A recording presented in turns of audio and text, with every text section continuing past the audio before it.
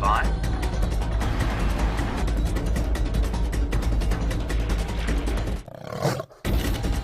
5, 4, 3, 2, 1. You are live, you are live. Welcome to the Sunset Safari. We are here in the position of Karula's little beauties, and right in the center of frame there's actually a leopard cub. We are going to move shortly so we can get a bit of visual, but while we're around the cubs, only one vehicle moving at a time. So there we go, you can see a little bit of movement. So there we go, Johan's finished moving. I'm Brent, and I have Bryan on camera with me today, and sometimes we're known as the Killer Bees. Bryan also has a special friend with him today. It's the thumb, who actually controls the camera. So we're going to move now. Out in the other vehicle is James and Dangerous Dave the Dish, and on foot, Jeandre, Jamie and Herb. So we're going to move now very carefully, very slowly. Mom's not here, so we've only had visual of one cub so far. And I've got some really exciting news, but I think I'm going to keep it in my pocket for a little bit longer.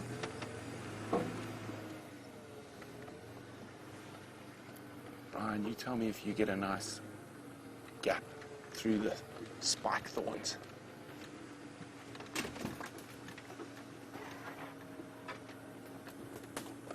Oh, there we go. Say when, Bryan? So I'm pretty sure the others are around. I can't see whether this is the male, female just yet. There we go, center frame. Waiting patiently for Mom to return. Now, we're going to be sitting here for quite a while this evening, so I'm quite sure the other might make its presence known a little bit later. I mentioned on this morning's sunrise safari, I went through to the head rangers meeting today, and there was much discussion of cubs. So I'm just going to give you guys a quick cub update on what's going on.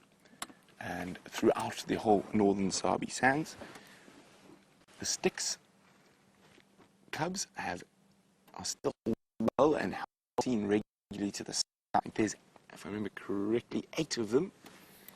And of course the Nkahuma, we now think there is definitely 6, but there could be as many as 9 Nkahuma cubs. We know there's 3 different litters at the moment. And of course, and Shadow and her cub.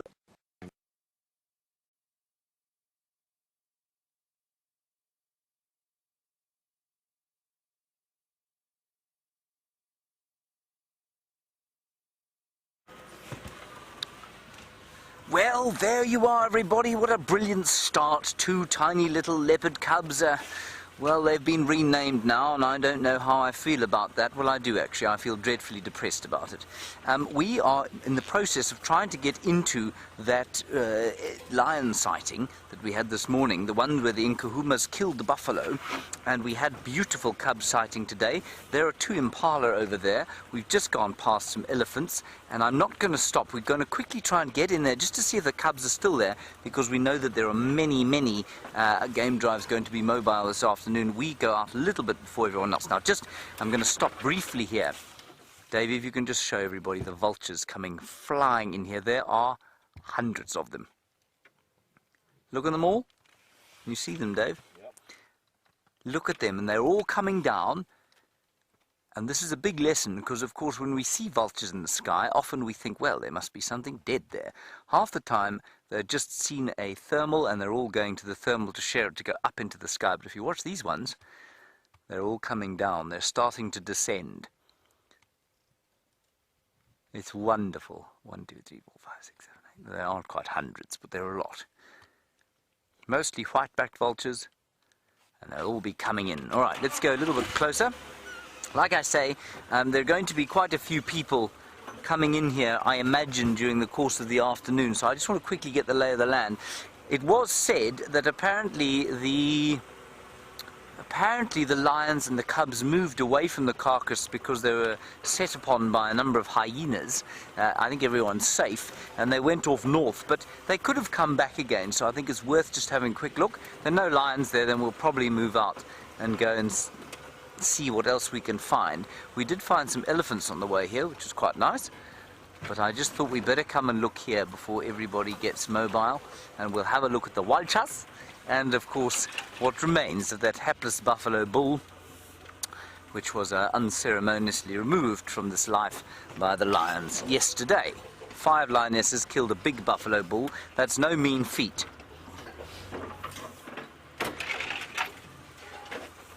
Right, hold on tight everyone, I'm going to give a little bit of a speed round here. Well done David, you survived. Now, I think the vultures are already on this carcass, you know. I'm going to approach very slowly. I see not lion, I see not hyena. I see and smell rotting buffalo. Do you smell rotting buffalo, David? It is not a pleasant smell, is it? Mm-mm.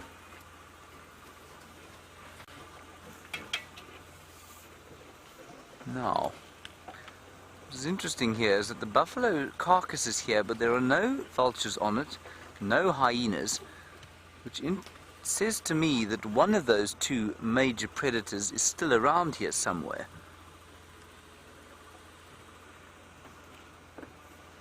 Let's just ease our way down here and switch off and have a listen. There is the buffalo. Fear not, it feels no longer any pain, it is quite dead. That is its stomach, which you can see in front of it, that sort of brownish, disgusting looking thing. Much of the stomach contents, of course, to the left of that, and of course the behind that.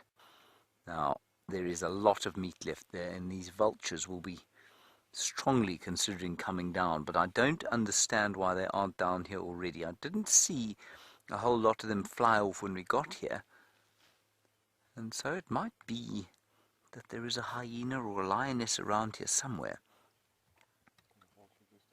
You got a vulture? Oh yes, marvellous. Look at that, that's a hooded vulture. Alright, we're going to look around here and see if we can find the lions. While we do that, let's go across to Jamie. She is on her little feet today.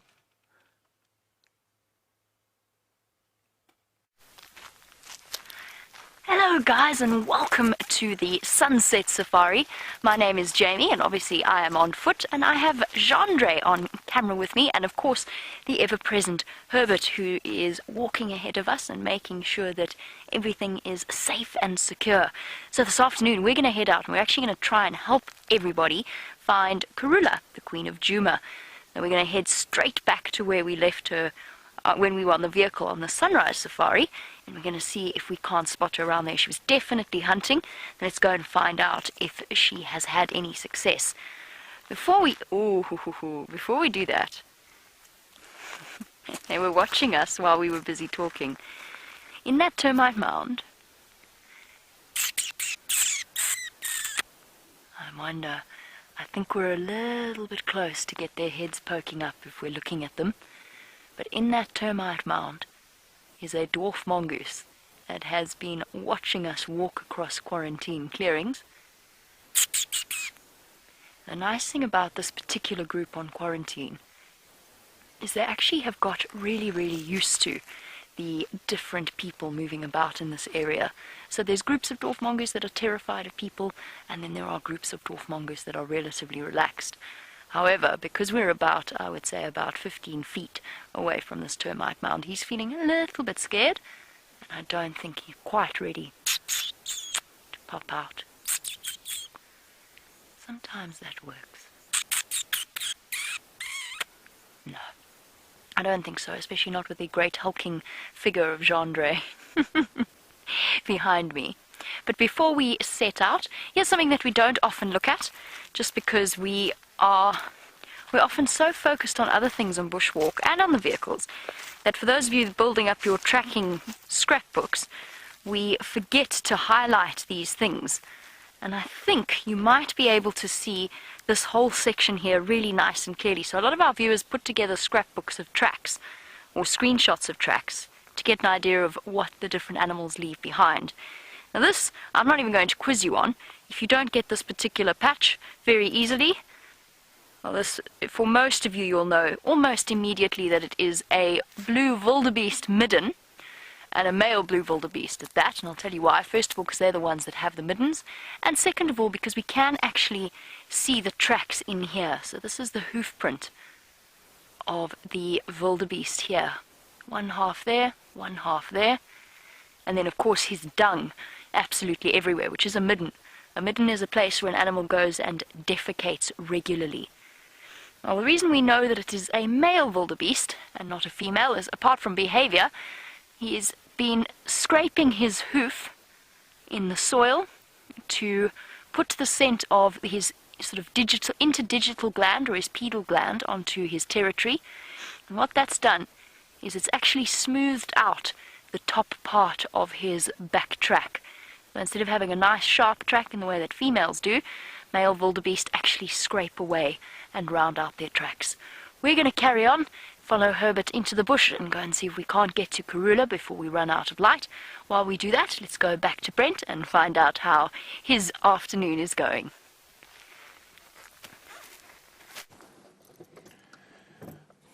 Well, my afternoon's always spectacular when spent in the presence of little leopards.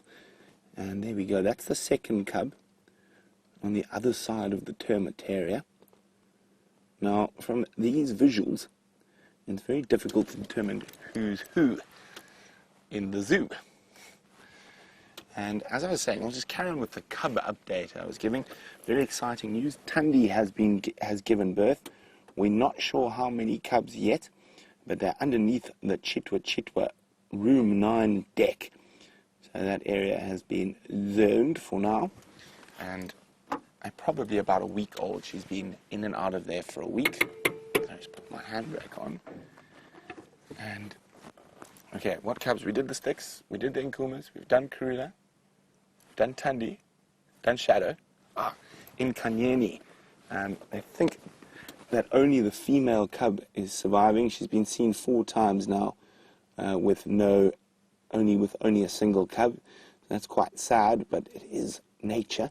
And that is what happens out here in the African bush. And now the more exciting news is we put forward some names for Queen Karula's cubs. And the names have been accepted by all the head rangers. That was one of the most important things I went to do at the rangers meeting today. So for the first time, they shall no longer be known as George and Charlotte. Those names are gone. We're going to go with some beautiful Shongile names. The female cub will be known as Shongile, which means exquisitely beautiful, and I think that is an absolutely perfect name for that little female. And the little male will be known as Hosana, and that means little prince or little chief. So Shongile and Hosana. Isn't that amazing? So there we go. We no longer have to refer to them by cub or by George and Charlotte. They shall now be known as Shongile and Hosana. So very exciting stuff. And it is a little bit young to name compared to normal traditions, but we've all discussed this in the head rangers meeting, and we're going to name the cubs from now. And those names will stick if they survive beyond a year. We're not going to have different names for them anymore. So there we go. Very exciting. Now let's have a look at either Shongile or Hosana. I'm hoping the other cub, which is over there on the other side of the termite mountain, comes down to join.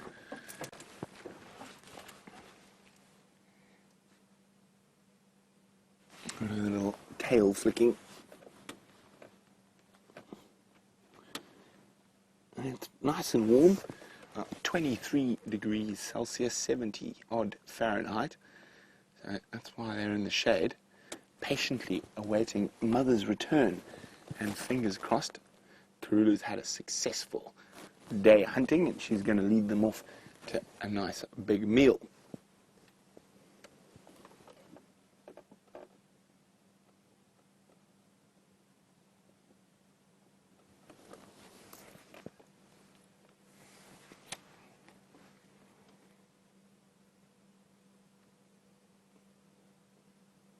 is really quiet.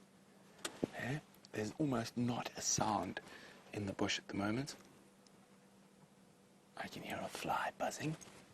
Yeah, I can actually see the fly buzzing. It's buzzing around my face. I can even hear one cricket. It's sort of that warm time of the afternoon. Even the birds seem to be very, very still. A slight breeze and that really distinctive winter sort of smell that you get in the bush, it's sort of dust.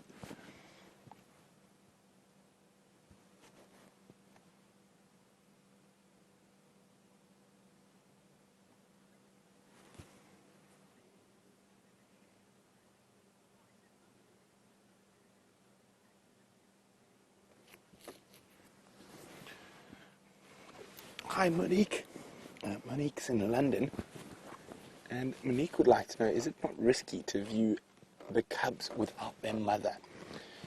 Not at this stage. They're about 5 months old now. They're quite alert and they're capable of climbing trees, and a lot of these decisions are made purely on where they are. So if they happen to be really in a very thick, tight drainage line where you have to drive very close to get a view, and then we probably wouldn't view them. But they're sitting on top of a nice big termite mound. They've got a commanding sort of view of all around. Oh, up. Did it hear, Mom?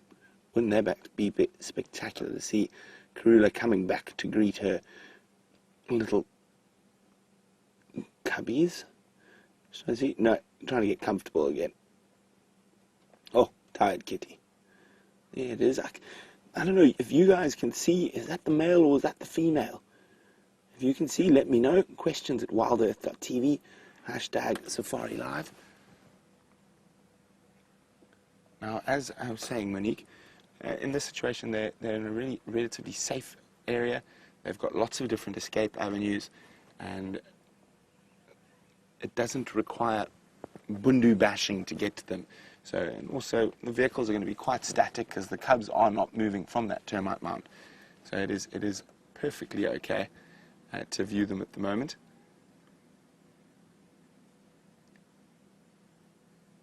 And again, these type of decisions need to be made depending on the circumstance. Sorry, I just got to be on the radio with Jeandre. Jeandre, there's one right on top. And then there's a second one that's popped out on the back side.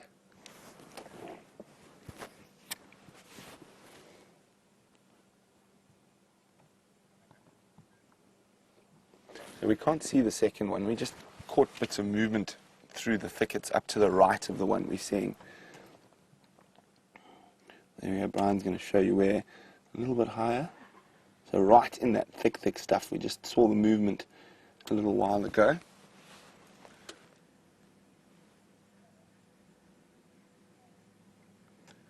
We're going to sit here and patiently wait to see what happens, and hopefully Karula comes back and leads them to a kill. While we do that, James has got the biggest of the great grey land animals to show you.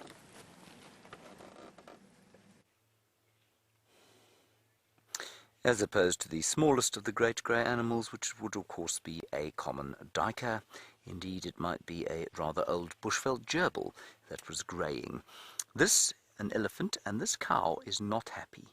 She's been watching us very carefully. We haven't been here long, but we did drive past the herd on our way to try and find those elephants, at least those lions. Those are the tawny things with the long tails, Dave. Oh, yes. I didn't even introduce myself. My name is James. Dave is on camera. Hello, David, again. Hello. Yes, wonderful to have you with me. And as we drove past them earlier, she just came and she gave us a bit of a head shake, and this is a good opportunity to now, if you are unclear about elephant behavior, it's a good opportunity to see an elephant that is not particularly comfortable. Now, you can't really see it here, but what she's doing is she's feeding okay now, but she does keep turning her trunk towards us to smell, and she keeps her eye on us, and she keeps listening to us, and she keeps her calf the other side of her. You can see just underneath her there a little calf of probably 18 months or 2 years or so. It's been suckling, and she's keeping that little calf that side of her, in other words, between her and us, at least keeping herself between the calf and us. And then I think she's the matriarch of this little herd. It's probably about 8 or 10 elephants. And she gave them a quite stern order when we came up closer earlier on, and they moved off quite smartly. Now, I don't know where those lions went. I'm afraid we didn't manage to find them. We didn't find any hyenas either. And I suspect that they've gone towards One-Eyed Pan, which is a piece of pumped water not too far from here, but where we aren't allowed to go, alas and alack. And that's on Simbambili. So we'll just enjoy these elephants for a little while. Then I think we might zoop across to Cheetah Plains and see what's on offer there, now that Brent has got the cubbies. And if he sits there long enough, I've no doubt their mum will return, and given her skills, probably lead them off to some hapless antelope that she's managed to take care of, to dispatch during the course of the day. You now know their new names, of course. And as I said to you this morning, you know, I was the first to say that I wasn't really concerned what they were called. You know, they're leopards, they don't mind what they're called. I now find myself, of course, completely contradicting that. Rather sad that George and Charlotte will no longer be their names. David, do you feel profoundly saddened by this news? Yes, less so. Slightly sad, yes. Yes, good. Still, we still have Zara. Let's move a little bit forward.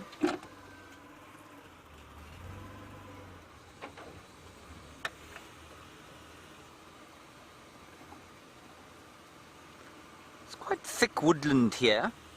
Here's a youngish bull on the left-hand side that we'll just have a stop next to. A little bit more confiding. Well, not that much more. Also trying to keep himself between, or kind of keep some woodland between us and him. A little bit nervous, and I don't know if you can see, you can't really see him there, but he's twitching his trunk towards us just to see what we smell like. And all we smell like now is burning gasoline.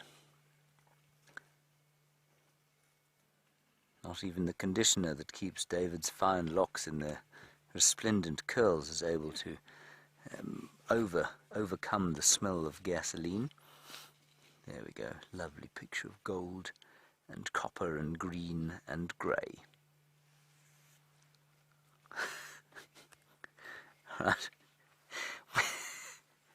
I'm laughing because I've just been asked to link to Jamie on Bushwalk, and the reason we're linking to her is because she has a cocoon thing. Enjoy the cocoon thing, everyone.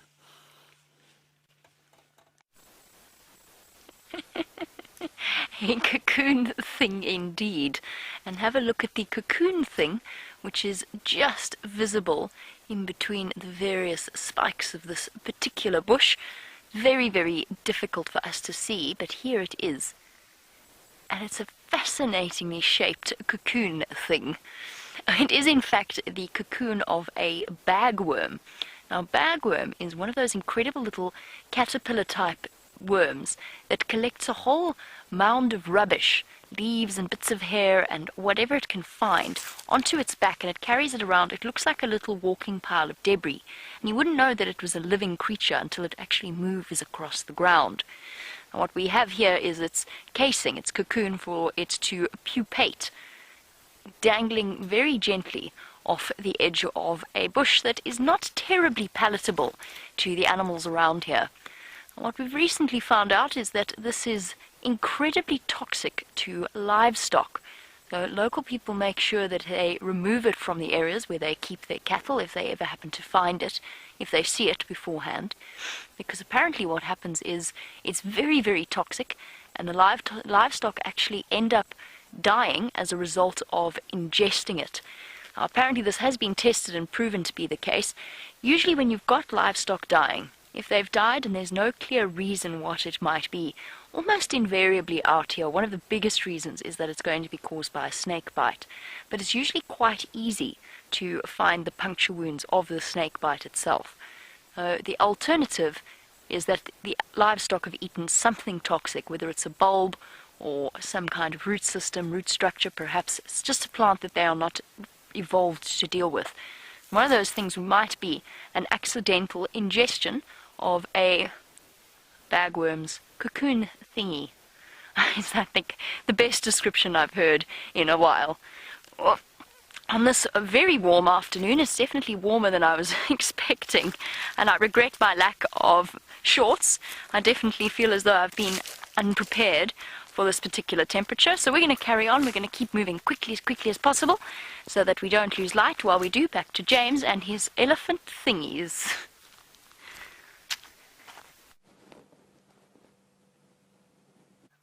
That, everybody, is clearly an elephant bull. You can see that, of course, from the fact that his back is slightly rounder than the female's.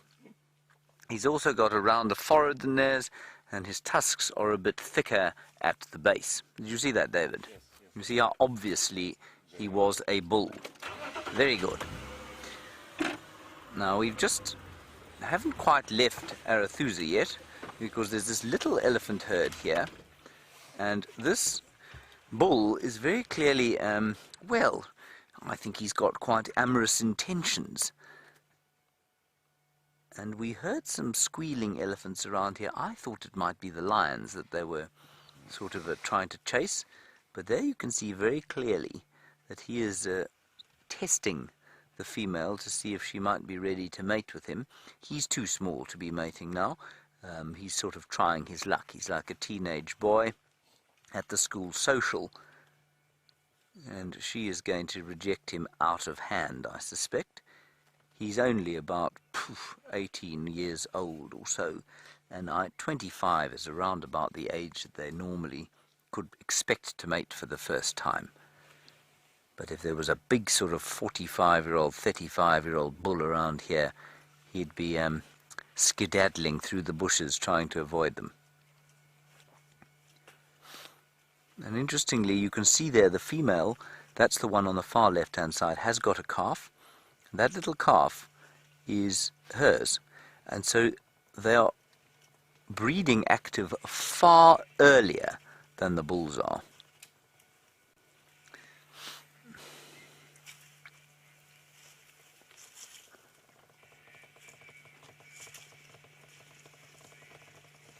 Beautiful. And I think he may have caught himself on a thorn there and put away his equipment. Okay, I'm just going to go forward here, and we're going to turn around at that very large leadwood stump, or it's not really a stump so much as a skeleton, is it, David? We're going to turn around there, and then we'll go back out of Arethusa. We're on the Simbambili cut line. I'm pretty sure the line's crossed north. There are elephants everywhere. There's another one over there.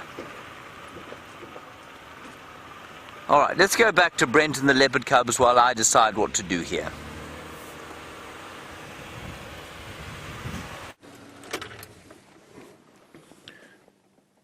So not much has changed here. Just a sleepy kitty.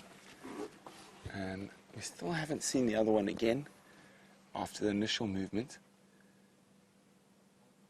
And even though it is relatively cool by African standards, if you're out in the sun it is quite warm. But we are just incredibly lucky and privileged to spend this much time with the little guys. I could sit here for days. I don't know about you, Brian. So try to see if we can find another little gap somewhere where we can see a little bit more.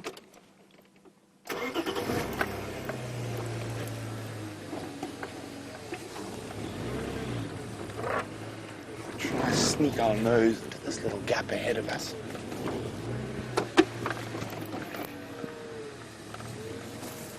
Watch the timberity, Brian.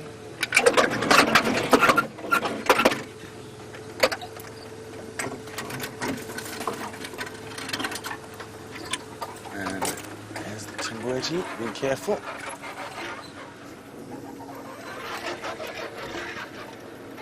Can you see any more from there, Brian? Brian's still fighting the tree, we apologise. Oh, watch out for the milky latex. Don't want to get that dripping on you. No good for Brian. Okay, well, it's worth a try.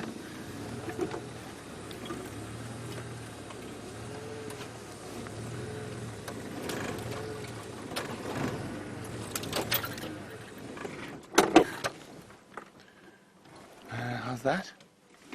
Have a quick look. No.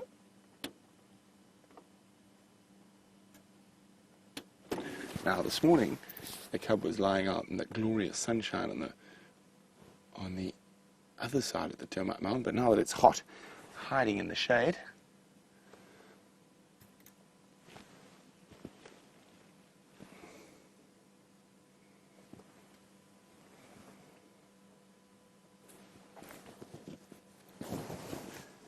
I'm hoping Mom is on her way back. And we'll lead them off to a meal.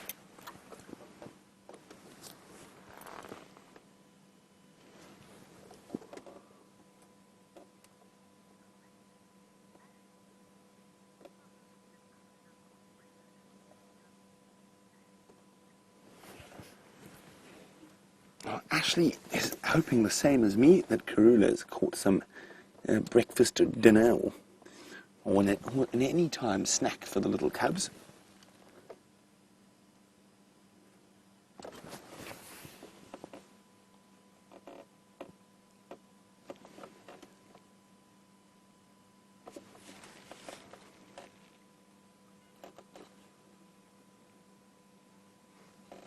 Now it is worth playing the patience game here, especially as it gets a bit cooler. They're probably going to move around to the western side of the termite mound, where it's going to be a bit warmer and they can bask in the afternoon sun.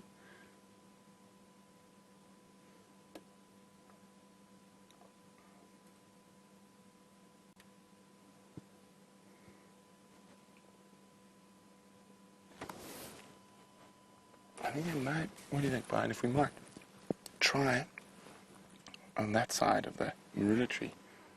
I think we might get a better window than we've got here.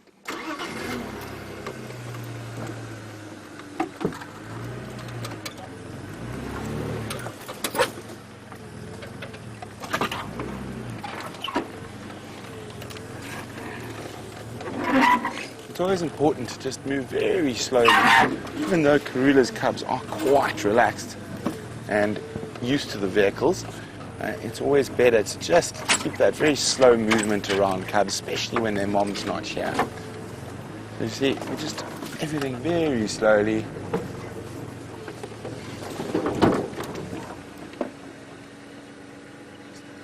Look down. It's an ideal sort of area to leave cubs in.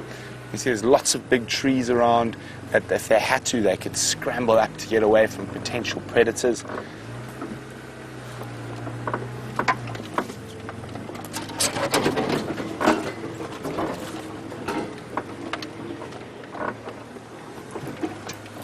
Let's see if we could get a little gap through here.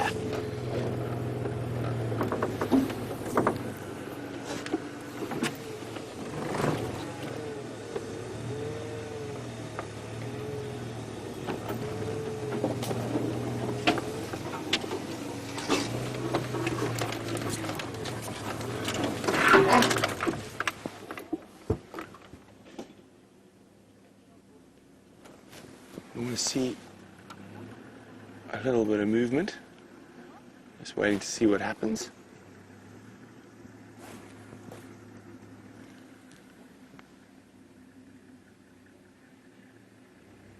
Now there's also, I noticed, a hole in this termite mound. You can see there, where I'm trying to see, so there's quite a lot of bright sun today. There, it's a little hole on the termite mound, so they could even go into the ground if they had to get away from a potential predator.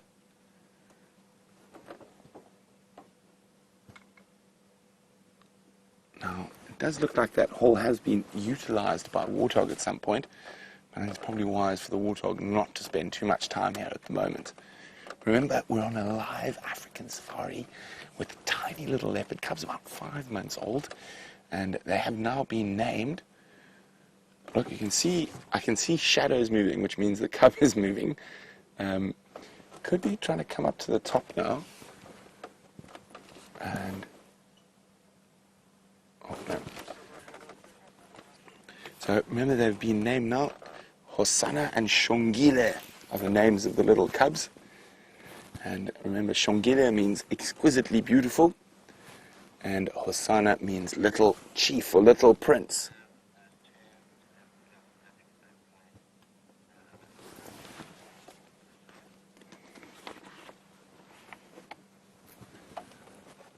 Oh, there we go. Okay, I'm just going to move.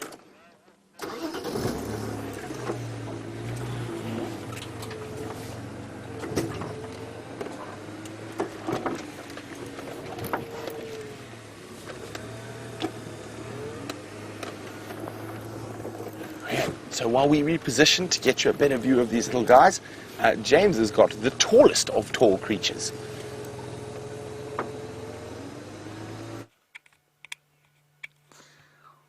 The biggest, the tallest, there it is, the tallest, the giraffe, a male giraffe, and I'm constantly struck every time I see a bull giraffe here that they are always slightly different colours. This fellow, much greater gaps between his markings, much thinner horns, but quite a pointy, pronounced median horn, if you like, that sort of calcification of the skull. Looks not unlike, he's sort of a unicorn version. You see that, David? He's like the unicorn version of the giraffe. Now you see the black tongue there, Dave. Can you get in on the black tongue? That black tongue, everybody, I read the other day, is actually a function of the fact that it spends quite a lot of time in the sun, and therefore it has a lot of melanin on it.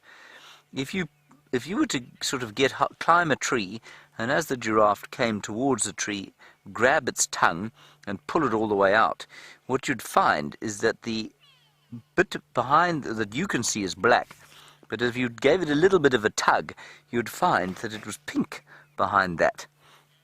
And that's because it doesn't have to be exposed to the sun, and so therefore it's sorry, the game drive radio again, ballistic in my ear. So it's pink at the back, dark on the front, because the back is obviously never exposed to the sun, unless, of course, you happen to give it a tug while sitting in the tree from which the giraffe is eating. That particular scenario, unlikely to be an eventuality. Now, Louise, do you really want to go to the leopard cubs now? Are you sure you want to go to the leopard cubs? Because, in fact, let's go to the leopard cubs. There are some elephants, but they're quite far from here, so let's go to those leopards.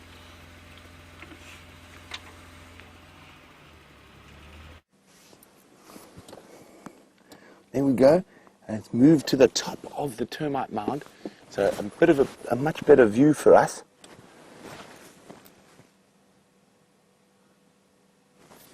And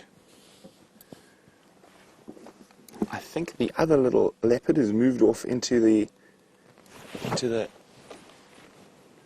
river system behind. I can hear a squirrel alarm calling around where that big tree is.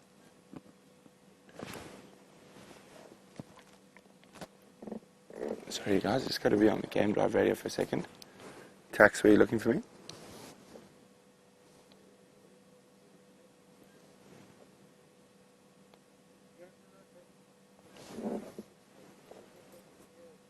Oh, there we go, look at that. Popping up. Oh, itchy nose.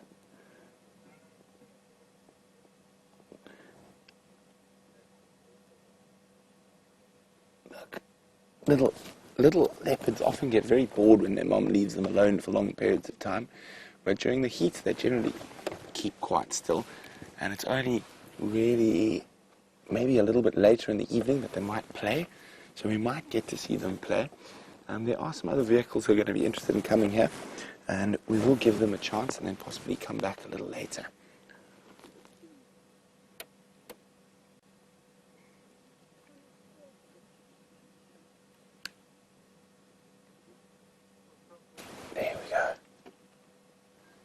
heading back down to the shade. It got a bit hot.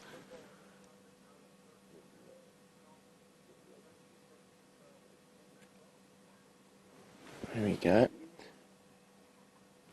But now, if Bryan goes off to the behind us, where I can hear that squirrel alarm calling. So you see that? Zoom in there, Bryan. So a little, there we go, around that big green scotia tree.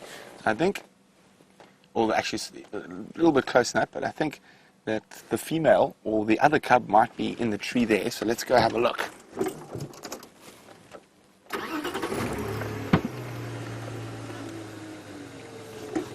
Okay, so while we keep checking, Jamie's got an 8-legged predator to show you.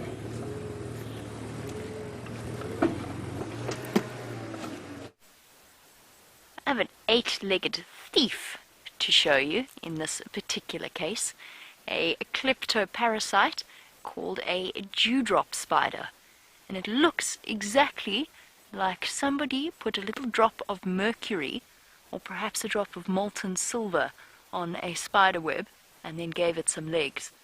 And it's my absolute, I think it might even be my favorite spider. And you find them in webs of all kinds of things, from tent spiders to orb spiders to the funnel web spiders. You get these little dewdrop parasites, kleptoparasites. And they're very, very tiny. I don't know why they're silver. I would love to know why they've taken on such a bright, luminescent coloring. I have no idea what it, because you'd think that a kleptoparasite, you'd think that something that thieves for a living, so to speak, would try and be as camouflaged and as secretive as possible. But basically these guys just hang around the edge, trying to attract little attention to themselves before moving in and stealing whatever remnants of the kill they happen to find. And these buffalo thorn trees, like the ones that we are on here, you can see the main host spider, who is dangling with the bundle of debris collected in the web, as well as what actually look like there might be egg casings in there as well.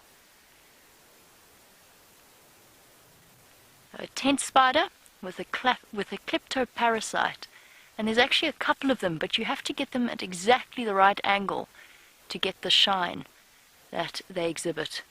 So Jamie's definitely in Jamie's top 5 favorite spiders.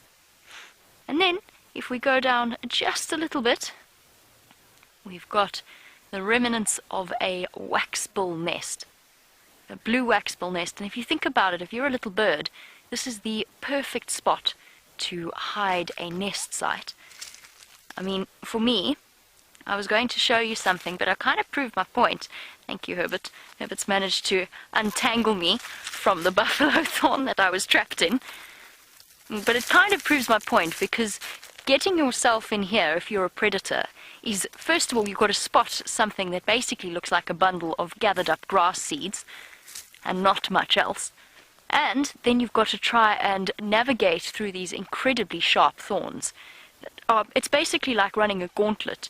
And the adults do it relatively well. They can sneak through, agile little birds, ducking their way in to get through to feed the chicks themselves, and doesn't always work out exactly the way that they think it might.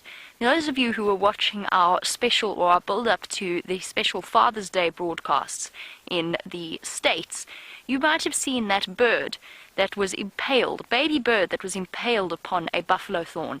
And that was probably a blue waxbill. In fact, it was definitely a blue waxbill chick that unfortunately either fell out of the nest or attempted to move out of the nest and got itself caught on any one of these incredibly sharp thorns.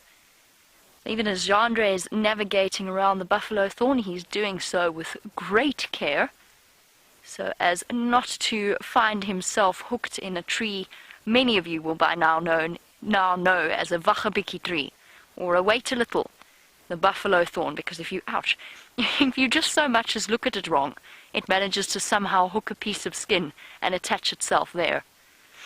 A really, really, truly amazing tree, and an amazing little technique that the blue waxbill has in terms of hiding their nests.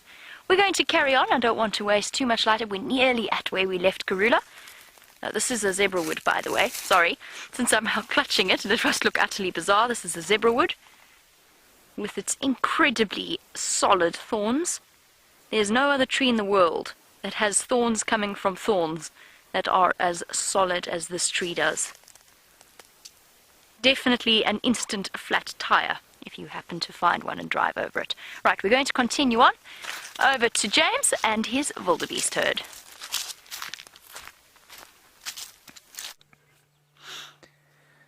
We found the Great Migration, everybody, and it is just moving north onto Biffel's Hook. And I think it's rather splendid. We haven't seen these wildebeest for a long time. And I don't know where they've been, but I suspect quite strongly that they've been down on the Sand River, drinking the pools of water that there are left there, perhaps even as far south as the Sabi River. But this is, I think, our herd that we saw burgeoning in size during the course of the lambing season, or calving season in the case of wildebeest, earlier this year.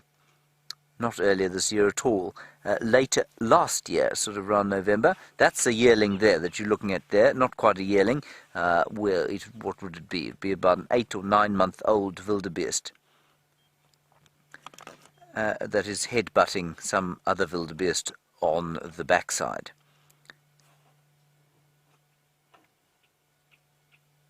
Wonderful. So this herd has got a lot bigger. It was only probably 10 of them to start with. I think many of the females had calves. We had 11, in fact we had 11 calves, I remember that. I think one of them bit it, but the rest of them seem to have survived. So this herd is now at least sort of 25 strong as they head off there into the woodland.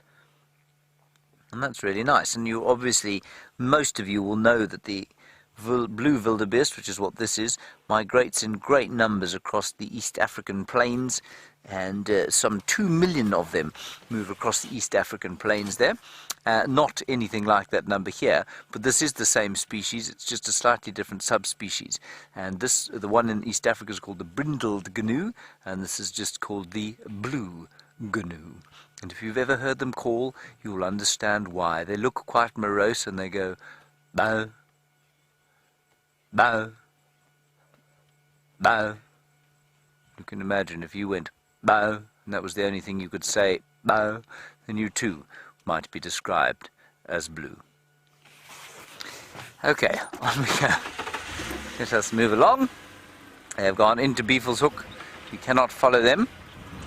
Well, we wouldn't follow them off-road anyway, although, I mean, they're quite rare around here. Be worth following them off-road, I think, but they'd probably run away. We're going to head towards Biffel's Hook Dam now, see what we can find there, see if that female lion hasn't popped out there. And Dean, you want to know the wildebeest quite clued up on the gnus. No, there aren't any black wildebeest here. You find black wildebeest largely on the high veld and in KwaZulu-Natal. They tend to higher lying areas with less woodland, I guess. I think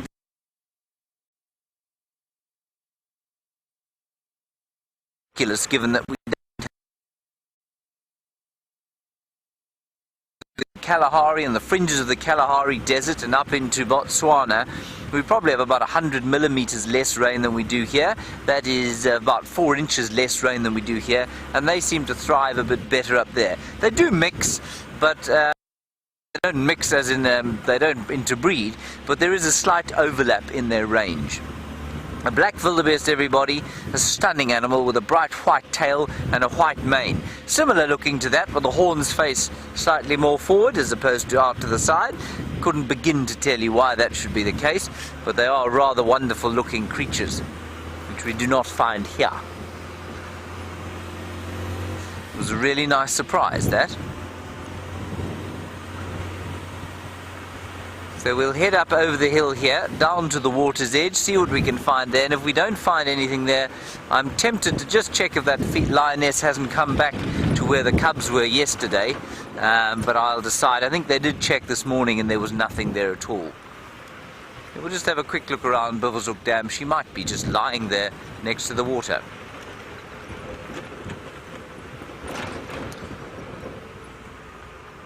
Of course, things are getting dry now, and so you'll find more and more that what we'll do, unless we have a sighting like we do with Brent and those little leopards, we will be checking the water holes. We'll go from waterhole to waterhole as the dry season continues to become more and more severe. Just have a look here, everyone. A very important source of forage.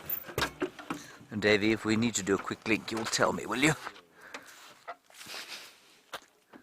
This is Albizia harveyi. A beauty. I love these trees. I really think they're some of my favorites because they don't have thorns on them, and so they don't do you any harm. And that means that you can climb them and you can sort of pick them and play with them without doing any damage to yourself. A massively important source of forage at the moment for the elephants. And you can see here, I say they don't do any harm, it doesn't stop me doing harm to myself. You can see here that they've chewed off a piece of the bark here. They've broken off a piece of the branch, and I suspect what they're going for is the cambium, but I've managed to, hang on a sec, here we go, let's see. Now we've sampled much cambium while we've been out here, and the best is the knobthorn by far. The cambium is the vascular layer, so the veins and things that grow underneath, here it is. That's where the water and the nutrients flow up from the roots and down from the leaves to the roots. David, I'm going to give you this to chew, because that is what the elephants like to eat. See what you think. I'm just going to wait to see if he dies. What's it like, Dave? It's actually quite sweet. Oh, there we go. I'll try some. It's not bad. The best is still, in fact, the red thorn, which is an acacia. And this is called a false thorn, or the common false thorn, because it looks like an acacia, but it isn't. And I don't know how it defends itself, but through chemical defenses in the leaves. It's really not bad.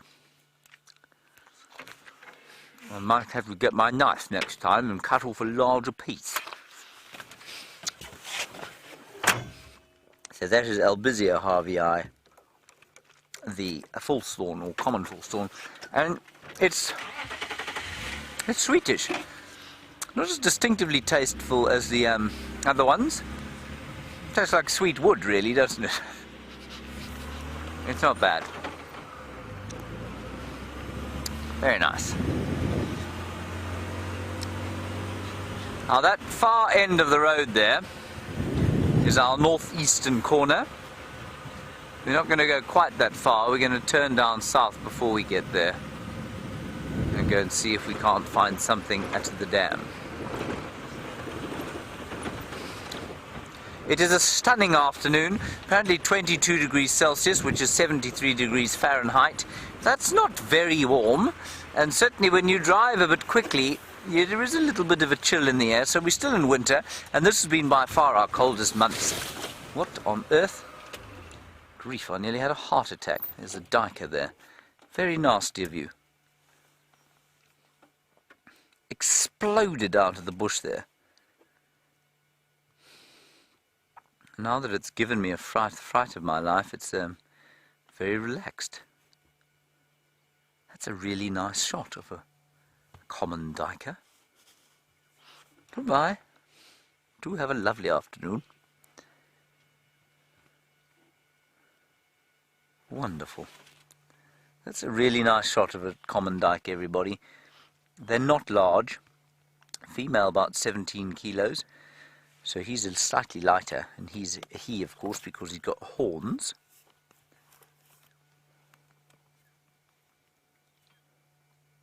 What's he eating, Davy? Can you see?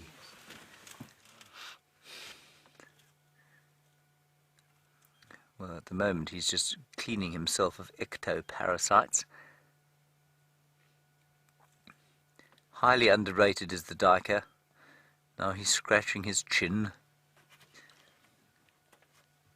I saw two of them having a fight the other day. Well, we all saw two of them having a fight the other day. And I think that they must be about to go into some form of breeding season. There, he's eating buds.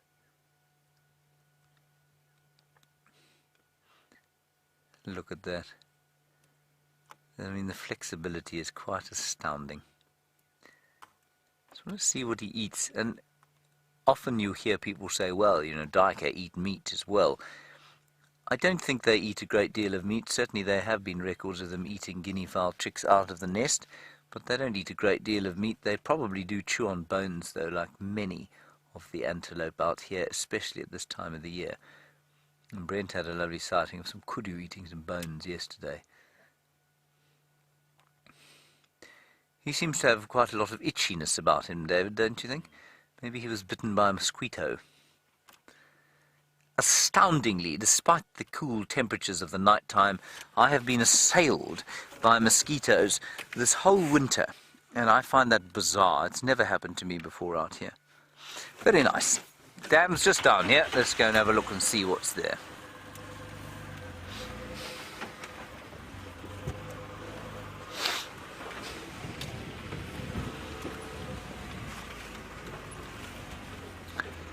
Now the lioness, yesterday Brent reckoned, was coming straight back towards this area. She helped kill that buffalo, she ate her fill and she moved off, leaving 3, well, we don't know where the other one's gone, probably also to feed her cubs. We know that there are 3 lactating females. There are only 3 there this morning at the buffalo carcass. And I suspect quite strongly, oh, there's some waterbuck indicating that the lion is not too close by here. But I suspect, and some impala, I suspect the reason they had to leave that carcass was because the hyenas chased them off sometime during the course of the day. They were certainly around there earlier, but there weren't enough of them. Jeepers, look at this one right, Davey. Right here next to us. There's a cow being tremendously confiding. And the smell of them I love. It's just like a comforting wood fire with a bit of old saddle mixed in. And this one, of course, very relaxed, chewing on a piece of grass thoughtfully as she considers what it is she's going to do this evening. Isn't that nice? You can see her heart-shaped nose. Completely relaxed around us. This is fantastic. I think that's amazing. David, I might have to take a photograph, if you couldn't believe it. She will no doubt run before the world's slowest wildlife photographer is able to take a photograph.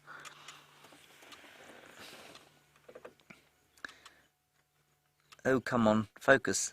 I got everybody. Ah, yes. Well done. I'm complimenting myself. Did you hear that, David? You must always be kind to yourself. It's very important. Okay, yes, look here again. Hello? Hello? She can hear another vehicle. That's why she's not looking this way.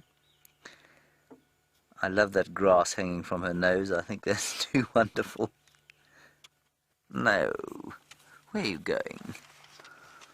I've got one, Dave. Thanks.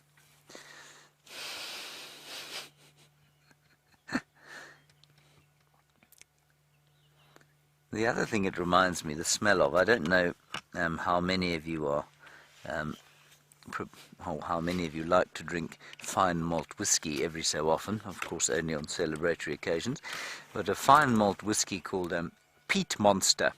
It smells like that sort of leathery, smoky, peaty smell. That's what a waterbuck smells like. Marvellous. Let's go across to Jamie, get an update from her. I'll have a look down here at the water.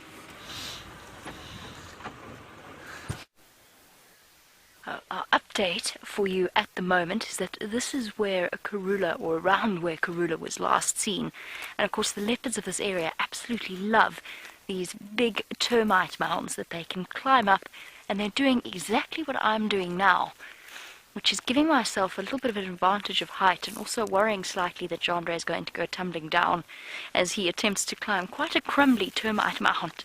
But what it does is it gives us a great perspective and a great viewpoint to look across. Now I'm doing it for a different reason. I'm doing it because I'm looking for Karula.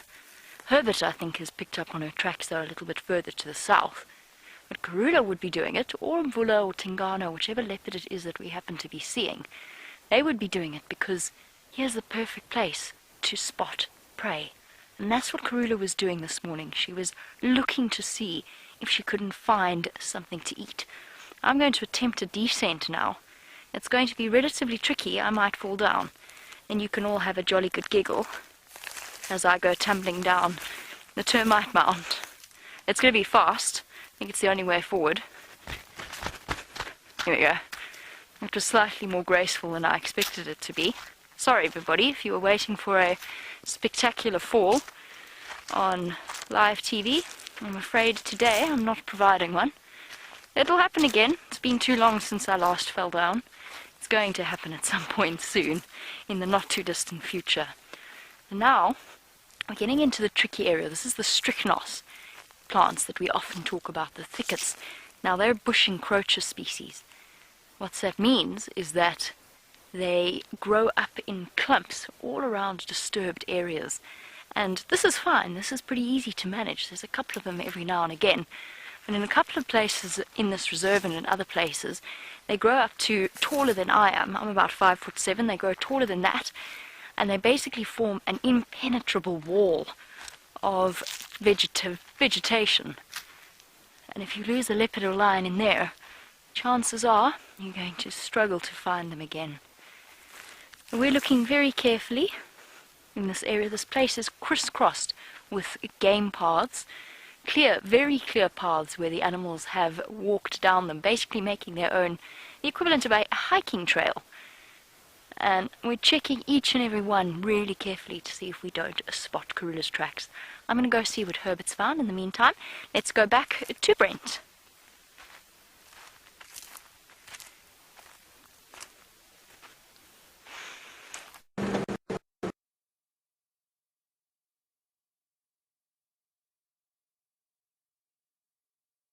So, yeah.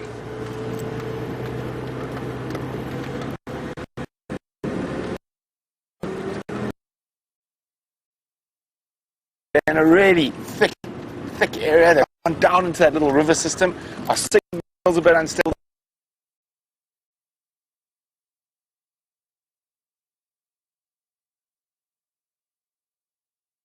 I'm going to start.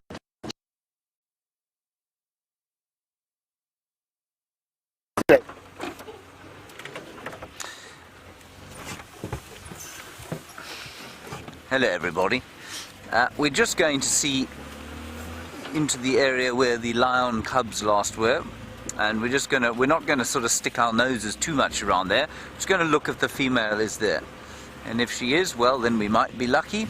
If she isn't, well, then we won't be. And then we're going to go back to the dam. We did go and look at the dam. There are quite a few buffalo there. They're not going anywhere. There's also a hippopotamus.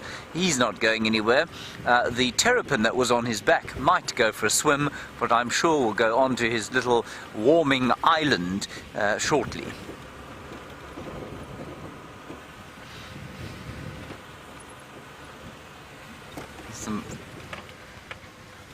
Some arrow-marked babblers there. There we go. I don't want to dally too long here, but there they are. Also been much evidence of late, and well, they're certainly not preparing for the breeding season yet, but probably much like the buffalo, you know, they probably concentrate their flocks together in bird feeding parties because, well, it's difficult to find enough to eat out here at the moment.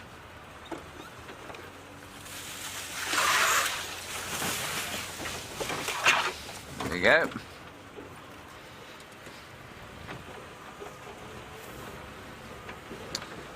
Right, now apparently Brent Leo Smith is going back to the Democratic Republic of the Congo, which is where we live, because the signal on Wendy is utterly abominable today. So at least we have pyjamas out on foot. Mercifully not in her pyjamas, of course. That would be slightly awkward, wouldn't it, David? Having an antelope-like girl wandering about the bushes in her flannel pyjamas. Maybe we should do a pyjama drive one day, David, everybody. You can wear your long johns, which I saw you in today.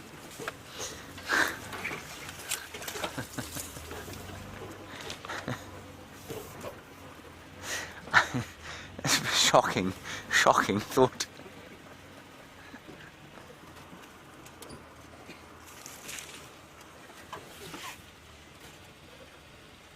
Dean and Nelsprate, nice question from you. You say, is it true that common duikers have got mates for life? Dean, I suspect quite strongly what you'll find is that they don't mate for life so much as they are monogamous. Now, that might sound like semantics, but it isn't. What it means is that they are monogamous to start with, and then they probably have a pair bond for a while that then breaks up, and they may well move on, especially if there happens to be sort of a death of one partner. They will almost certainly move on to be, you know, to find other lovers, if you like. Oh, there she is. She's there with the cubs. Oh, she's right down here, Davy. I'm afraid the view's not good, but she's right there. You see her there, Dave? I think so, yeah. Yeah, if you just change the light there, you will see her.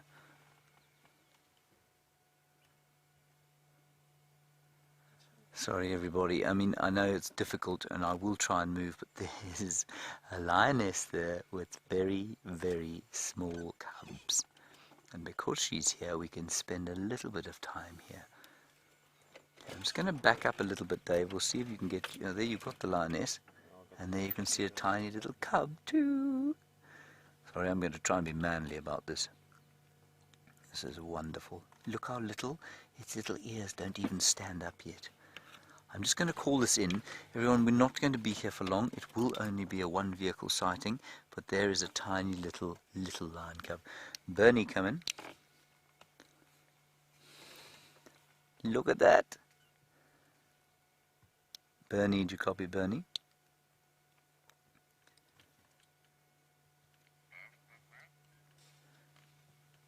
Now, Bernie, the mother is on site here, and also 3 youngsters, so I think we must make it a one-vehicle sighting.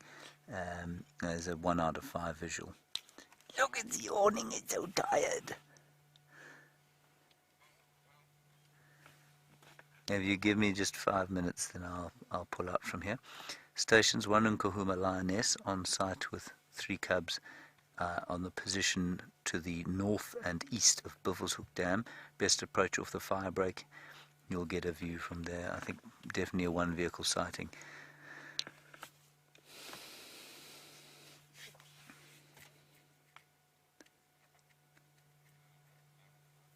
Isn't that wonderful, everybody?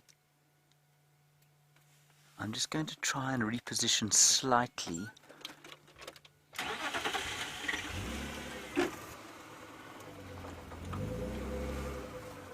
This is fantastic. I can't believe this. I really thought this was a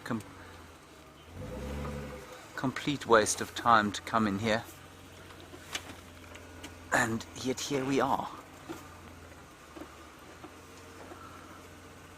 Davey, tell me if you get a decent view here. Oh, look at that. Sorry. There, Dave. Come back a bit. That way a little. There, in that gap there you are. Try there. There you are. No, that's a piece of sand, David. What? I can see them quite nicely.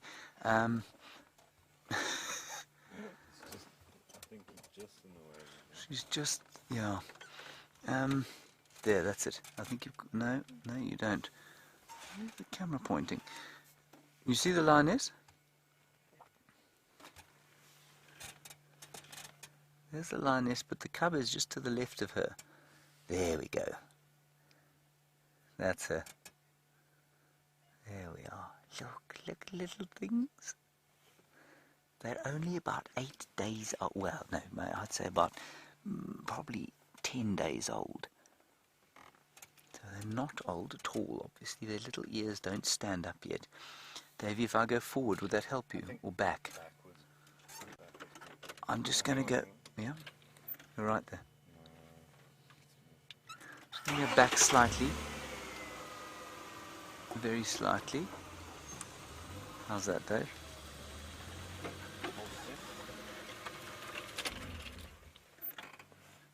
Beard, you say cuteness overload yet again. Yes, absolutely. I mean, this is just astounding.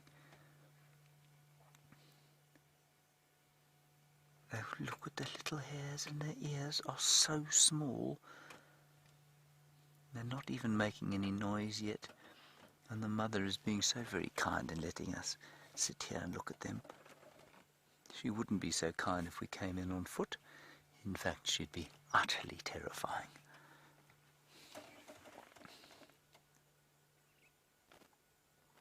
Just stunning stuff.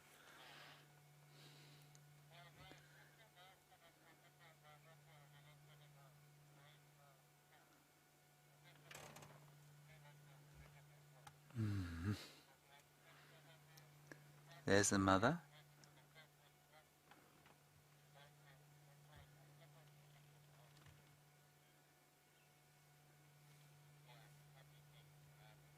This is wonderful.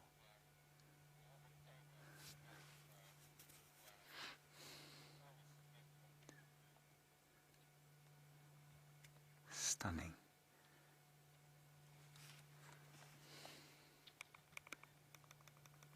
There we go.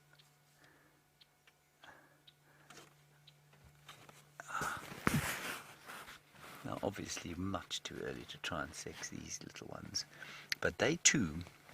So we saw the 3 today at the kill site. Go ahead, Bernie.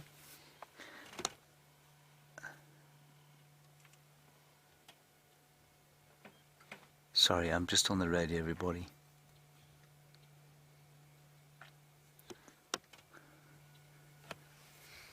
Isn't that lovely? So those little ones that were at the kill today will suckle from this female that's got these little ones. There'll be no, they'll cross-suckle completely, which is amazing.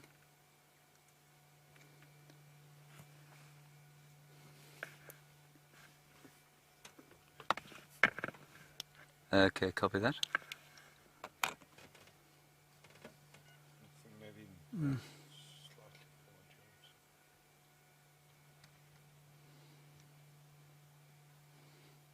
And Janie, you say, are their eyes open? They are open. And their eyes open round about 6 days. Alright, everyone, I think we're going to have... I'm just going to roll forward slightly, and then I am afraid we're going to have to move out of here.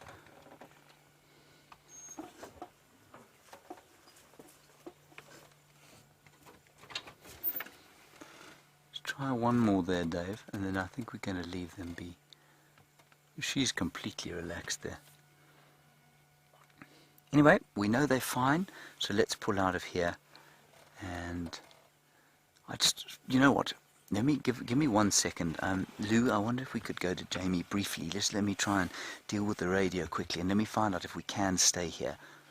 And then I'll let you know. Is that possible? Okay.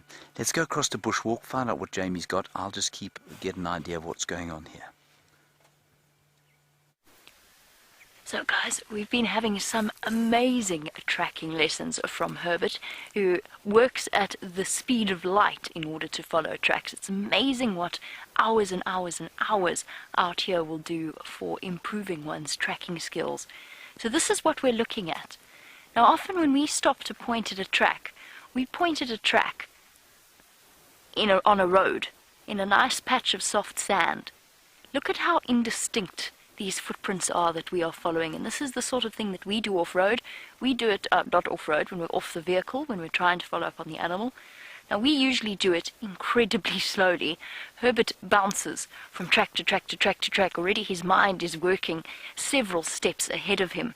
But this track for you guys must be next to impossible for you to see. So what I'm going to do, I'm going to outline what it is you're looking at. This is her lobe here, the back lobe, and this is, you can see 2 of the 3 toes.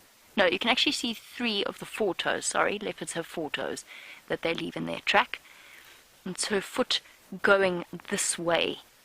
But it is so difficult to see. The rest of the track would be sort of here. This would be the rest of the track. It's difficult to show you. because the soil is incredibly difficult. And it is actually a fresh track. It's a fresh track from today, we know, because we know we left her there on the termite mound, and we've probably tracked her about 50 meters or so. And if I put my foot next to Karula's track, you can see how indistinct parts of even my track, and I suppose Karula and I are probably close to the same weight. And now we've got the next step, which is whether she's gone onto the termite mound or whether she's gone to the marula tree to scent mark. Did she go to the tree? Perfect. Herbert is nodding at me. And basically what Herbert says to me is, when you're tracking, you don't go now. You know where this track's going. You're not going to go step by step by step looking for each track. You're going to go one of two ways and check and see whether there's any sign of her here. And so if we follow along to Herbert, he's giving us a big grin. Oh, watch the holes, Jeandre. Please don't break another foot. Once is enough. Now look at this. Look at what Herbert's found. And see if you can see what Herbert's found, because I can barely see what Herbert's found. Is there a track there? No. This is the back side. This toe? No. No, this backside here. This, There's the toe. the three lobes, and here's the toe, the second, the third, and the fourth might be somewhere here. So Right. the next tracks are here.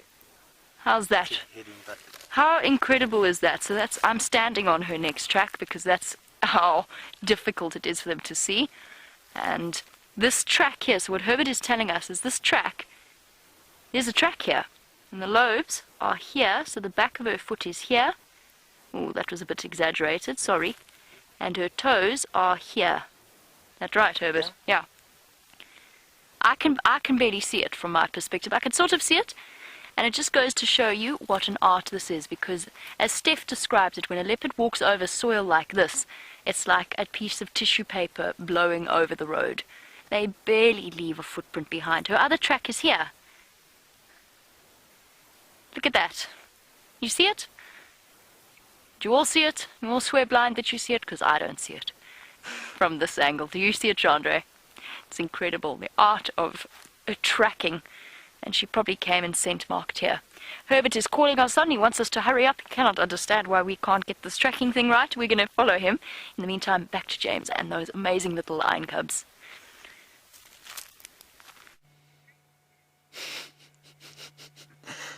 No one else wants to come here, everybody, so we're going to sit here for another 10 minutes and then we're going to pull out of here. Now, just to reiterate, I know that there are questions about sensitivity in this area. I think it's important just to go through the rules for why we are limit these sightings. First of all, the noise and the smell of vehicles mean that should there be a threat from another predator, like a marauding male, but most likely a hyena or even a leopard, they need to be able to hear and smell what's going on. With the mother here, that's obviously much easier. She's used to vehicles, she's the dominant predator. There is no chance that any hyena on its own is going to approach her. Look at the little thing. That's just unbelievable. And that's why we make it a one vehicle sighting. If they were here on their own, we wouldn't be viewing them. We did have a brief look here the other day when we thought they were the older cubs, but they weren't, they were just these little ones.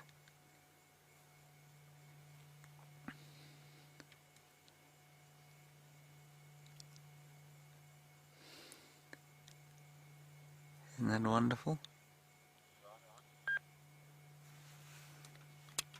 I can't believe this.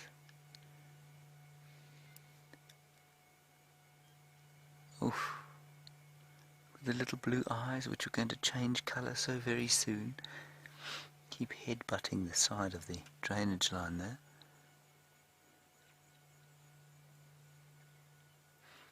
Now somewhere around this reserve or on Arethusa, there's another lioness, probably with cubs about this age too.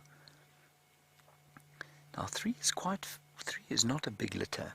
It wouldn't be unusual for them to lose some cubs, but you know, these have just been born, so I'm assuming that they're okay. There's one there, there's one behind her, and I think there's another one. You can just see the spots sticking out the back there. What is that? Is that a cub? It is definitely a little cub. she came back, she ate her fill of that buffalo and she came straight back here. And because of that, I think they were probably unable to defend the cubs, at least the kill. Oh, this is just unbelievable. I mean, I cannot believe we're having this sighting. Just 10 minutes we'll spend here, and then we'll head out. Everyone, this is rare. This is not a common sighting. We are very, very lucky indeed.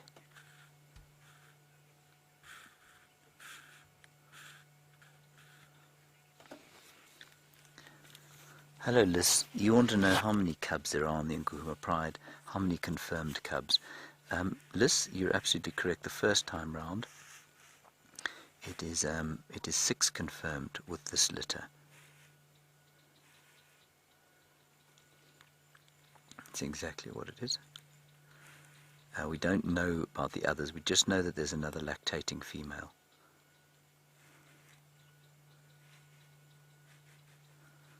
I can't even get a picture of them.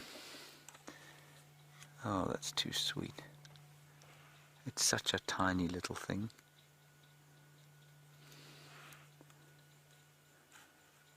We are so lucky, everyone. Anyway, I can't believe no one else wants to come and see them. I think it's wonderful. I think it's great for them. Because it's not us being here that's, that might pose them a risk. It's the vehicles coming in and out that is an issue. Or can be an issue, isn't always.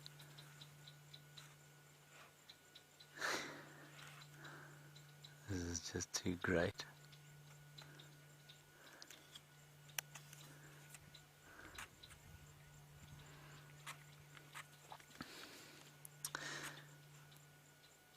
Now, Romy, you make a very good point. You say, how come we can visit tiny lion cubs, but the leopard cubs, their area was blocked off?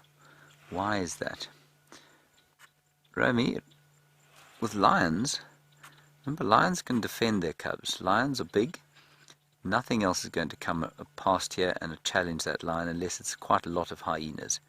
So that's one of the main reasons. The other reason is, I mean, if there were tiny leopard cubs here and the mother was here, we'd consider looking at them depending on the sensitivity of the sighting. And we do make kind of blanket rules. And those blanket rules are because there are lots of different people around here with different operating procedures, and that's a good thing. So it's a good thing that we make the different rules, at least the blanket rules. But for lions, because they are so much more dominant, and we're having no effect on them at all just by sitting here, we can be pretty confident that we're not affecting them. With leopards, because they aren't dominant, because they are dominated by lions and hyenas and even wild dogs to a certain extent, we just tend to leave them alone. They seem to be a lot more sensitive. A single hyena coming along here would have its pipes cleaned for it, as it were. So tired.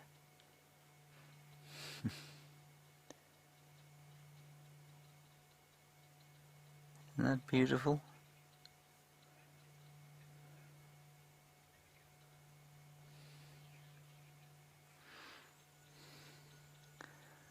And Douglas, you're in Arizona and you say, would the mother carry these cubs to a new den site? Or would they walk yet? No, I think they're at the age where they'd still carry him. She'd still carry them. They're very, very little. That cub, everyone, is, what, Dave, about maybe a foot long from tip to tail?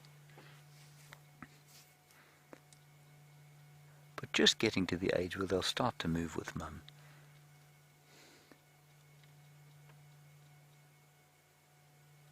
Oh, wow.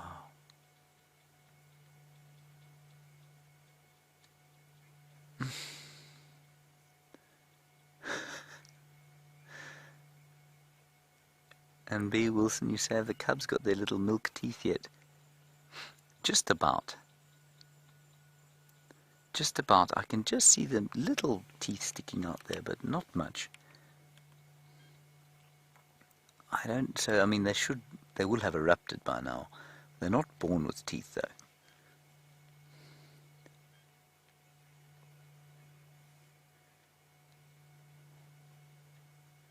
Beautiful. Okay everyone, I think we're going to call it now. That little cub has gone to sleep. Let's move out of here. I don't want to disturb them, obviously. So let's get out of here and we'll leave them be with their mum here. And we'll go to Buffelshoek Dam and see what we can find there. Isn't that sweet? Beautiful. Well done, David. That wasn't too awful, was it? Not at all. Right.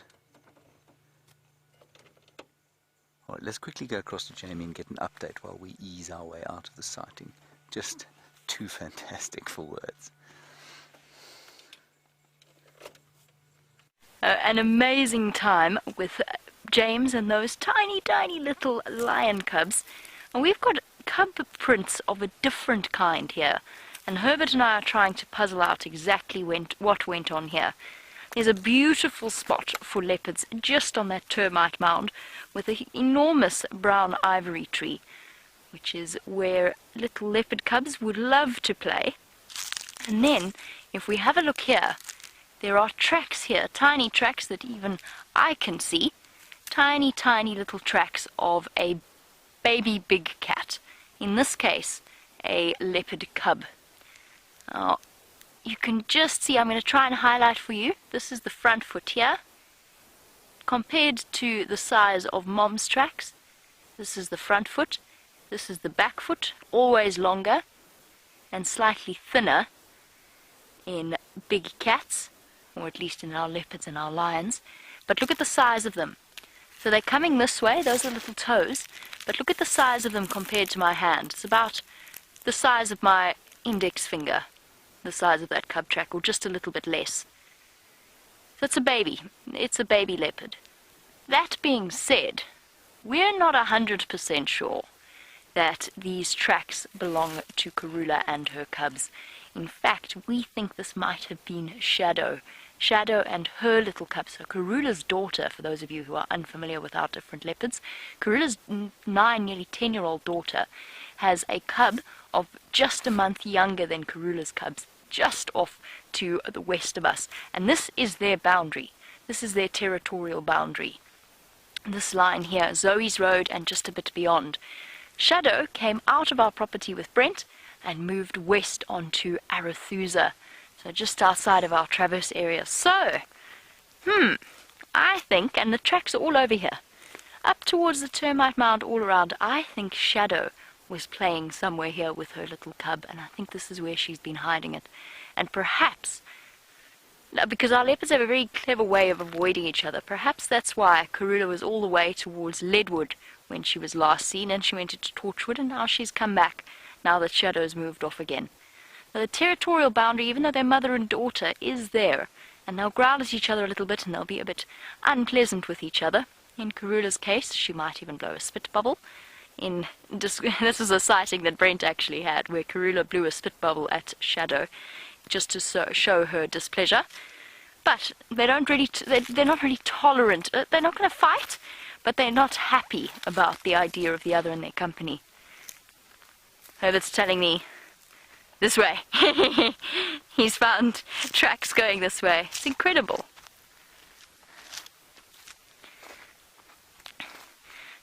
Now, of course, Shadow might have left her cub here at some point and then gone off hunting and then gone to call her leopard cub with that incredible sort of...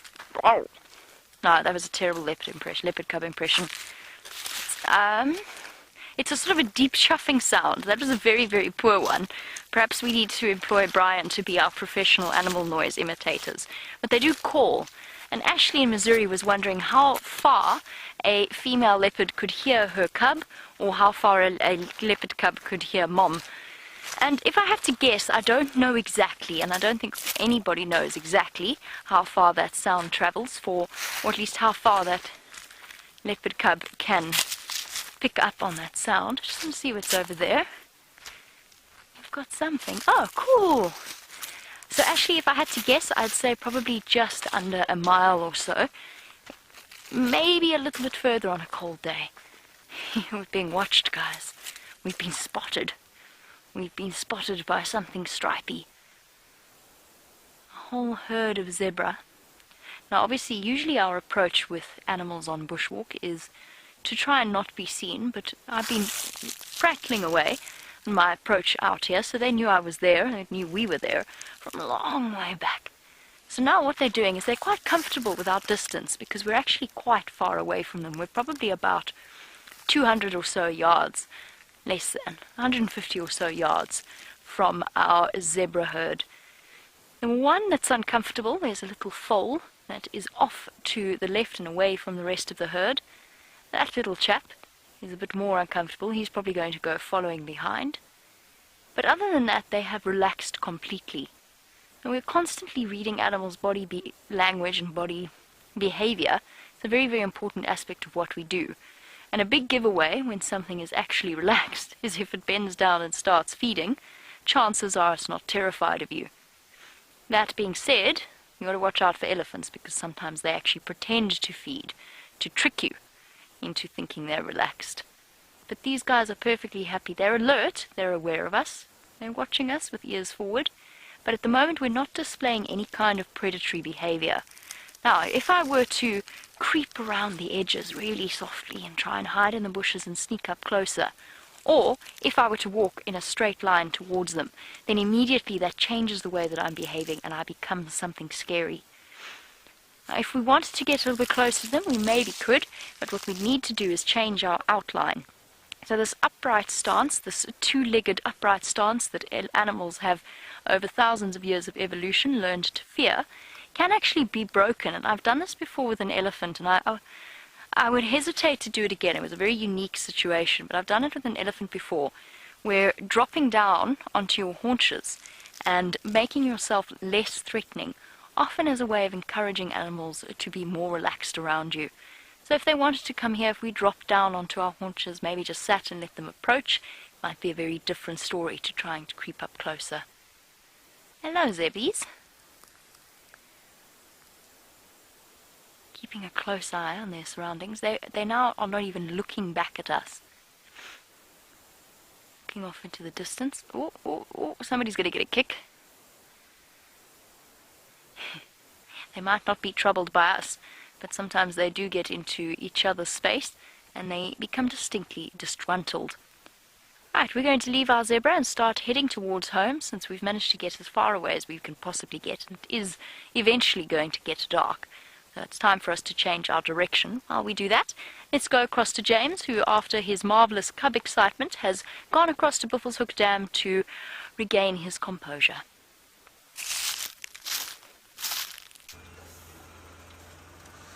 Now we're just trying to ease down here because we'll get a really nice view if we can get to sort of eye level, because this section here of Buffelshoek Dam, which will shortly be inundated when the deluge begins, oh, horrible noise. The section of the dam is at eye level with that hippo and with those buffalo. And this is going to be a lovely shot. How's that, Davey? Is that all right? You notice how I turned you towards the hippo? Yeah, so that if it takes displeasure at us. There are waterbuck here, there are buffalo at eye level. It's a wonderful sighting. I've got 74 radios, all of them tangled with each other. There we go, sorted that problem out. You'll be all pleased to know, because I know you're all worried about that. And we now have how many buffalo? We've got 1, 2, 3, 4, 5, 6, 7, 8, 9, 10, 11 beefies. Bob, the Bachelor of Buffelshoek, he's here. Gracie, I hope you're watching. If you are watching, Bob sends his very best to you. He hopes you're feeling well and that you enjoyed seeing those little cubbies.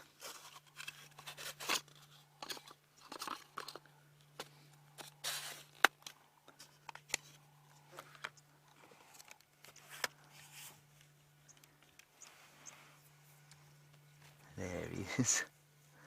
This is wonderful. Isn't that great? Eye level with the hippopotamus.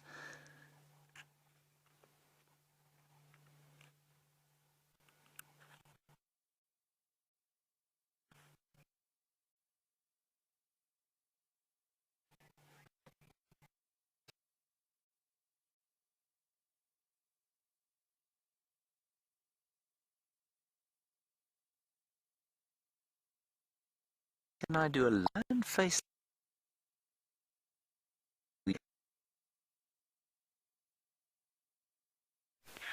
Oh no! It seems as though we have lost James. Brent is back at DRC, and thus you find yourself on a bushwalk that is limited by the amount of light that we have.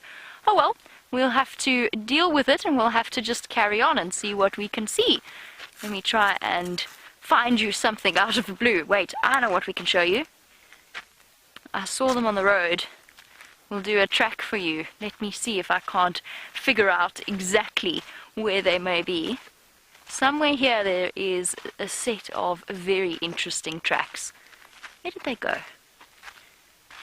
Now we have made our way back onto the road just because it is a bit faster for us to move in this way back to where we need to be, back towards quarantine, so that we can finish off our sunset walk, which is apparently what this is turning into.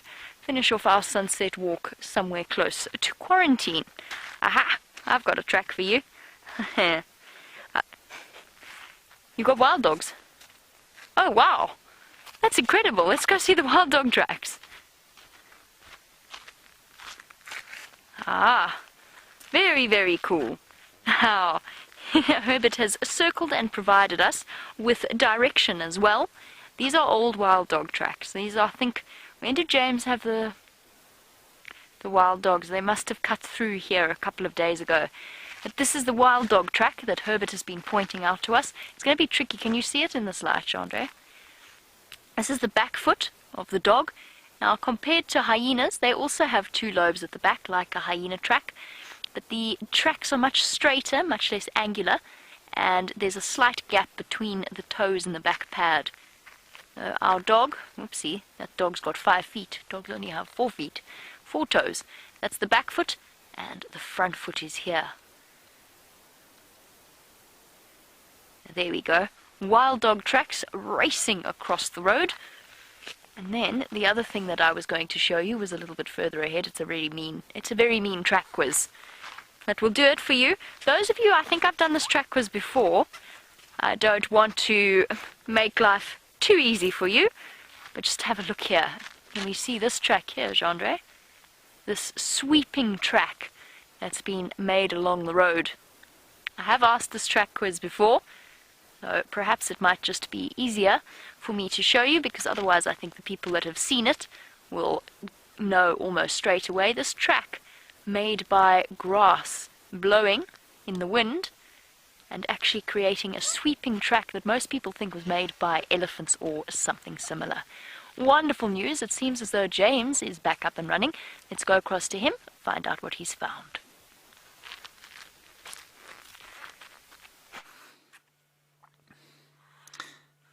Right, here we are. Sorry, we don't know what happened there. We've got absolutely no idea whatsoever. Anyway, here we are.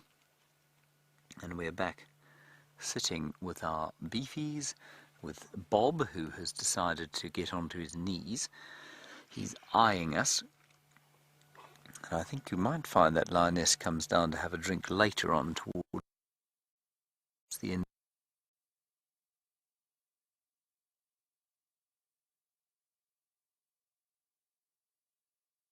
Oh, maybe I'll do that for you. You see that, dude?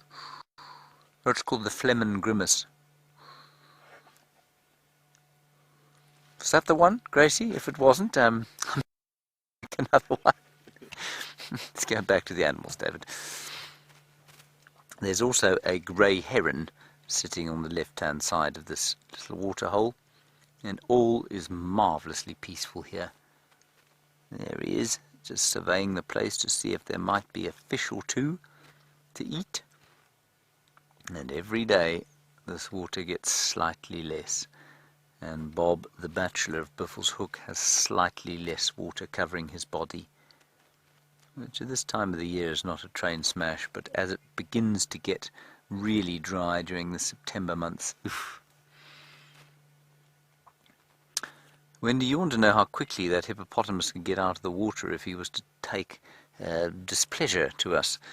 Very fast, Wendy. He would be between there and here. We're probably, about 20 meters away, Dave? Yep. 20 meters? 20 meters, so that's about 70 feet. He would be here within 3 seconds, 4 seconds if he wanted to. There's quite a lot of mud, call it 5 seconds. They're very fast. 22 meters.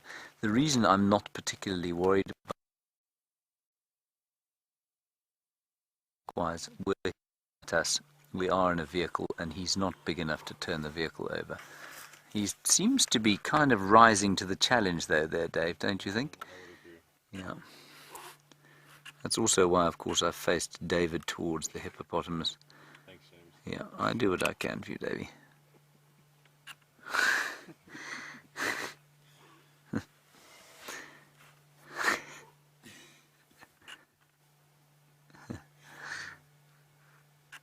He's watching us, but he's not, the last time we came down here, he got out of the water a little bit.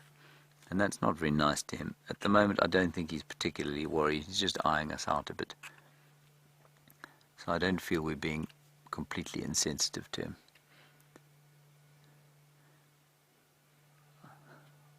And he is kind of nodding off there. He's kind of going to sleep. But just watch how long... we often asked how long a hippo can stay under the water. Now, although he's not under the water, you can see that his nose has been under the water now for at least a minute. So he has not breathed air for at least a minute, which I think is quite impressive. And we're told that they're able to do it for 8 minutes. I've never seen that before. Never seen.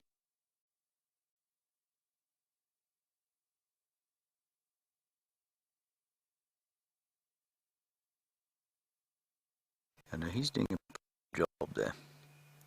He'll have a breath now.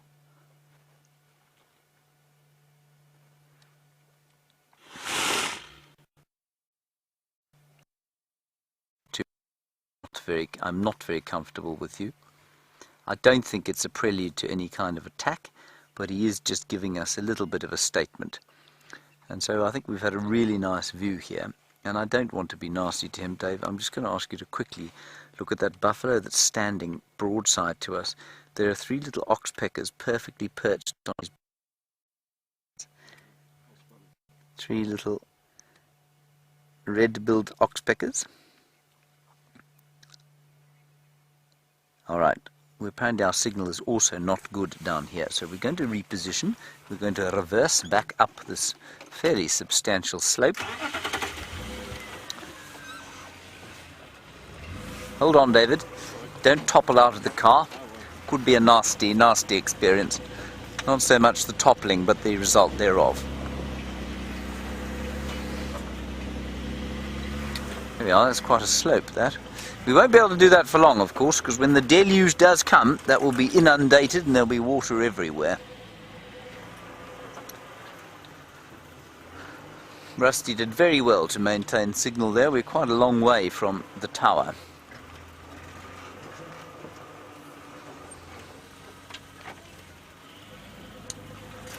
Hello, Eileen. You're in London and you say, what's the reason that a hippo has got such a blubberous physique? Why such a fatty? Largely the same reason a whale is fatty, because they get cold in the water. You know that no matter how sort of aquatic a human being gets, if they're in the water for a substantial length of time, they're going to get cold. And it's very much the same with any other mammal, except those that are very specially adapted to being in water. And obviously a hippopotamus is very specially adapted to being in water, but it needs to have that covering of fat, otherwise they do get cold. Remember that in order for a mammal's body to function at optimal sort of temperatures, it's got to be let me go to, I'm going to start that again, David. I'm starting to lose my mind. For a mammal to operate at optimal metabolic function, it needs to be at around 36 degrees Celsius, give or take a degree or two, or three in some cases.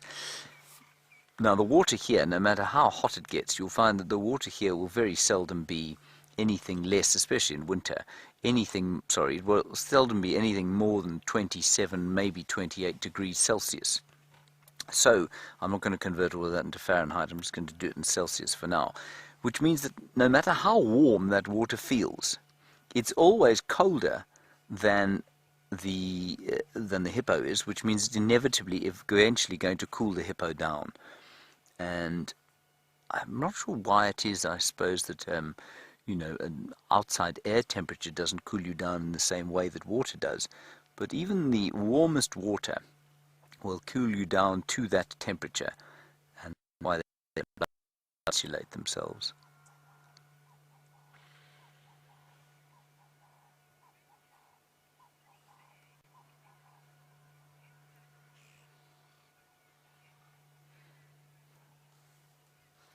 Lovely here. Hello, Honey Bear in Connecticut.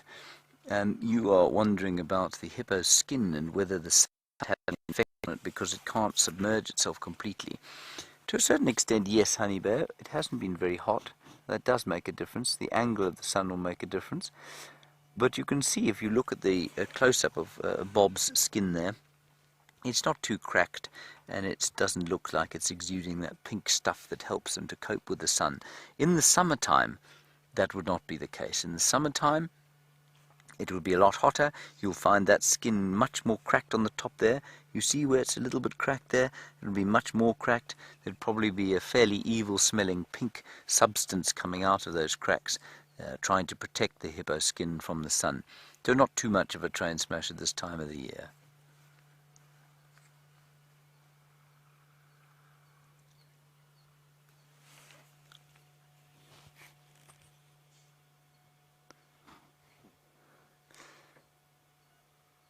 Hello, Cassandra. You're wondering whether when a hippo is stressed, its skin turns red. No, Cassandra, that's not the case. Just hang on a second. Oh, its sweat turns red. No, that's not stress, it's heat. And it's not the sweat, it's that, what do we call it, that substance that they exude to protect their skin from the sun. I suppose it could be considered kind of sweat, but no, it's not because they are stressed that they produce that. They produce it when they're heat stressed, but not necessarily emotionally stressed.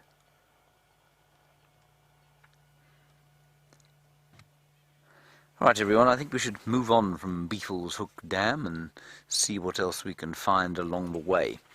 A very good call to come to the dam here, David. I think, yes, very nice. So we'll go and see what we can find. Brent Leo Smith is driving around trying to fix Wendy. Well, that's what I'm told.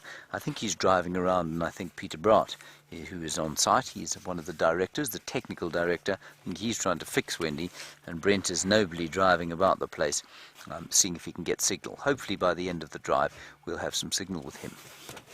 Righty, on we go, David. Marvellous sighting at Beefle's Hook Dam. Unfortunately, Beefle's Hook Dam not to have water in it for too much longer, alas and alack. I think it's going to last another, Dave, how long do you think? 10 days. Dave reckons 10 days, everybody. I'm going to give it 3 weeks before we get the last little bit of water. Ah, good. Thank you, Gracie. You say that was the lion face you were looking for. And you say you're also very happy to have seen Bob. You say that sometimes he's on a time-out because he hasn't been very nice to the others. Yes, I'm not sure it's so much that, Gracie. You know, when men get old, when they get, or not old, when they get younger than me, when they turn about 18 or 19, well, they need to go and find themselves. And that's what Bob's doing. He's just gone off. He's left his family. He will one day hopefully have his own family. But in between that time, well, he's just got to find himself. He's got to make his way in the world. And that's what we men have to do. And likewise, the hippopotamus bulls as well. Ah, very good news, everyone.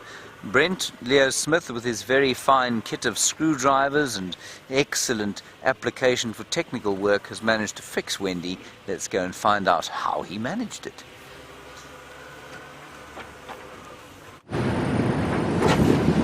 Oh, of course, that is an absolute lie.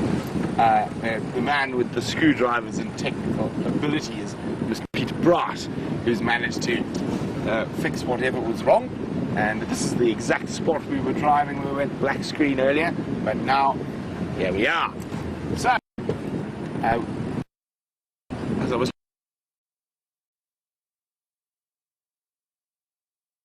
that sighting is now closed. We've zoned it completely, as Mom's not there and the sun is starting to sink a bit low in the sky. And I think I'm going to go look for some elephants now. We did see a single elephant bull when we were having some tech difficulties fixed, so I'm going to go see if we can catch up with that Ellie. He was at the Juma Dam Cam, so maybe he's maneuvered through. Also, I think Brian and I are going to go do a quick scan of some of the hyena dens, see if there's any activity there.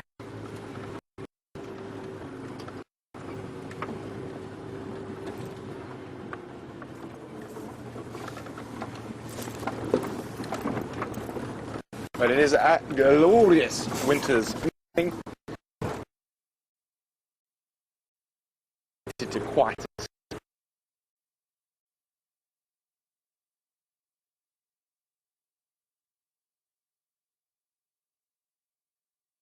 lovely reds and oranges at this time of the year.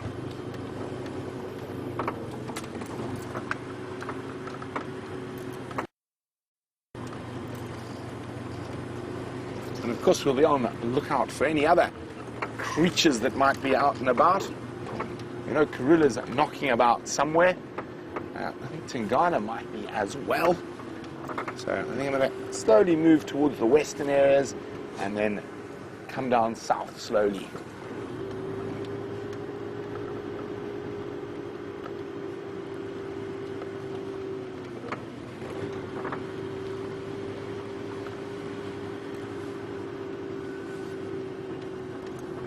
Oh, hello.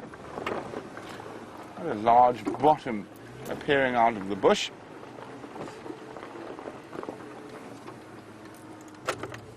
Hello, mister. Oh.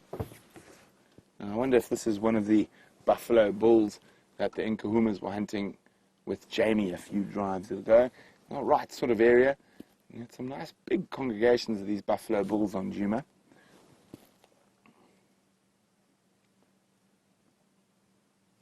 Now, these guys aren't showing too much sign of the drought yet, but as we head deeper into the drought, we're going to start seeing their hip bones showing a little bit more, and maybe some ribs. Now, the drought is a difficult time for the herbivores, but it's a great time to be a carnivore. And it's a great time to have baby carnivores, and I think we have an incredible amount of baby carnivores knocking about at the moment. And if we try to work it out, 6, 16, at least 22 cubs around at the moment, and maybe 1 or 2 more once we find the Nkahumas, the third lioness who's got cubs.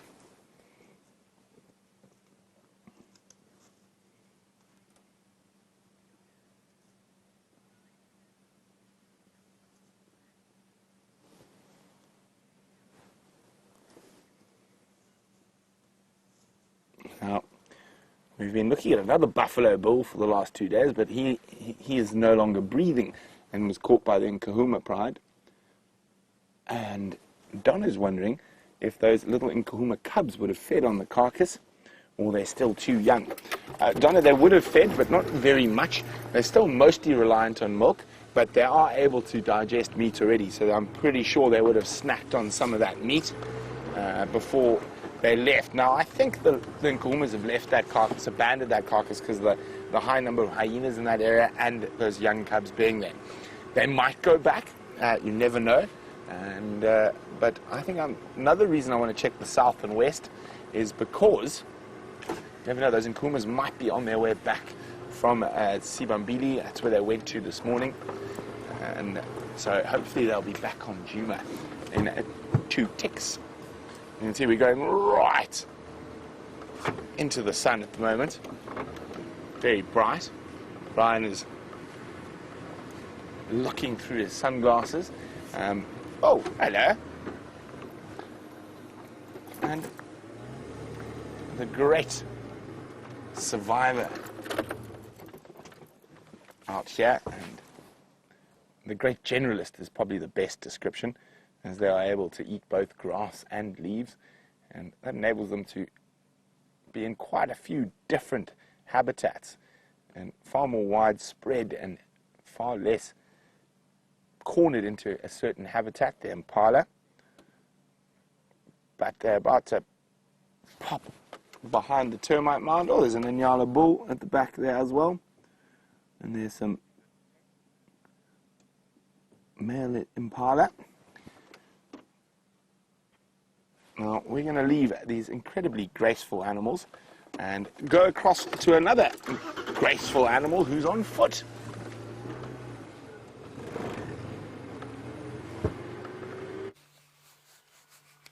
To draw in, the shadows are getting long, and that means it's time for us to start heading back towards the safety of quarantine. But before we do, I said the shadows are getting long. Jeandre has come up with a brilliant idea. Jeandre is going to join me in the best shadow dancing segment you've ever seen, just because we're having an absolute ball.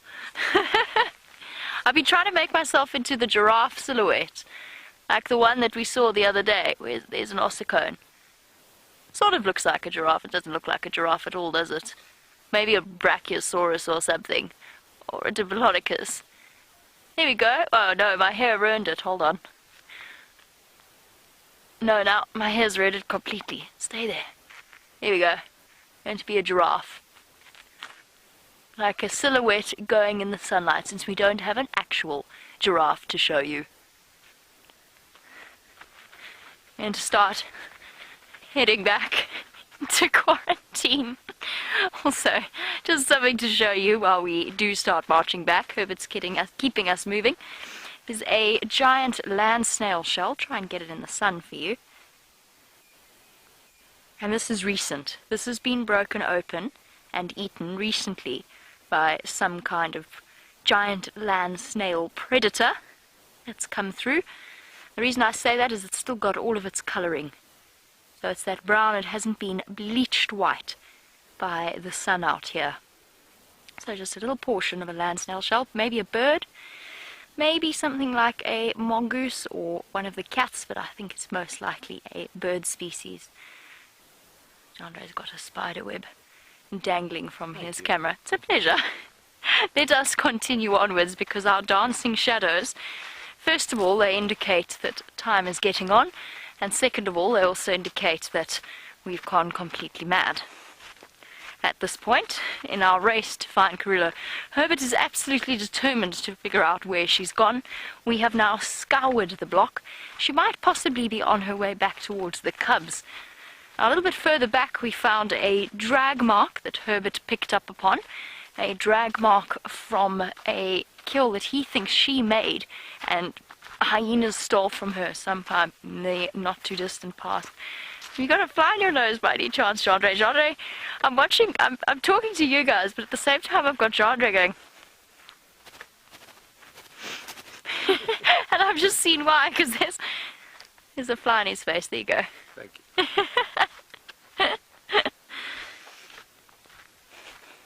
You never know with Jeandre. He might be trying to make us laugh. He might also fall backwards at the speed he's going. It's amazing that Jeandre hasn't actually injured himself more on bushwalk. This is the first time I've ever been out on bushwalk with Jeandre as the cameraman. Now, most of you know, Jeandre's now high-stepping in case because he doesn't know what's behind him. So he's high-stepping because he's walking backwards. Most of you know the cameramen have this enormous backpack with a giant antenna that sits upon their back. and then they've got the camera with them. So it's very, very heavy for a start. Second of all, they've got cables absolutely everywhere. And thirdly, they're busy focusing. This is all handheld camera work while he's walking backwards with a giant backpack and an antenna on his back. He's doing a marvellous job. Quite simply extraordinary. And he's very lucky we're on a road, or else he would have fallen down by now. Jeandre says now. We're going to head up to quarantine to find you the last few moments of our sunset safari over there. In the meantime, let's go across to James, find out what's happening.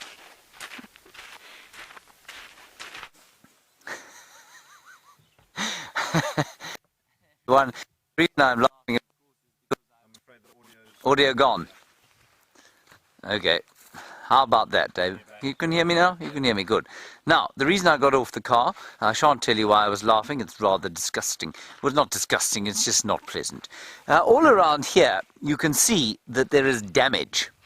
Elephants have pushed over and created a great and mangled disasterville of knob thorns and gruvia bushes and the odd combretum bush and all sorts of others. And this might lead one to the conclusion, of course, that elephants are bad for the environment, because very clearly they have irrevocably changed this area. And if you look into this area in September, it'll look even worse, because there won't be any leaves left on any of those trees, and indeed the skyline, which is largely made up of knobthorn trees and one or two combretum trees or bush willows, that will change. Elephants will have pushed a lot of those things over. So the question is, are elephants damaging this environment? And my answer is no, they're not. They're changing it, absolutely. It's completely normal for a drought year like this for them to change an environment. And I just think there's no better place on this reserve to demonstrate the effect that they're having. A year ago, all of these trees here that have fallen on the ground were standing upright. They're all dead now. That's okay. They've created habitats for all sorts of other animals, invertebrates largely, of course, bugs and scorpions, those incredible sightings that Herbert and Steph find when they're on foot, and Jamie too today, largely a result of elephants pushing things over. There's a footman. There's a footman moth, everyone. Let me capture it. Hang on a second. A footman, we found them, a whole lot of them yet the other day, and they were crawling about on a guarri bush because the guarris have started to bud. And these footmen are kind of winter moths. This one is going to have a nasty shock when I turn the engine on. Now, I don't think it's here. See if it went inside for some warmth. No, nothing there except Rusty's engine. Anyway, the beautiful coloured moth, little white, orange and black spots. Very nice and very unusual, of course, to find colour like that in the winter time. On we go, David. Let's go and see what we can find up on the crest here. I sort of came this way hoping to get a good sunset shot, which I think we will get. I don't think it's going to be the most amazing sunset because it's a very clear winter sky, but there's quite a lot of dust on the western horizon, so we might get a good one. Let's go and look.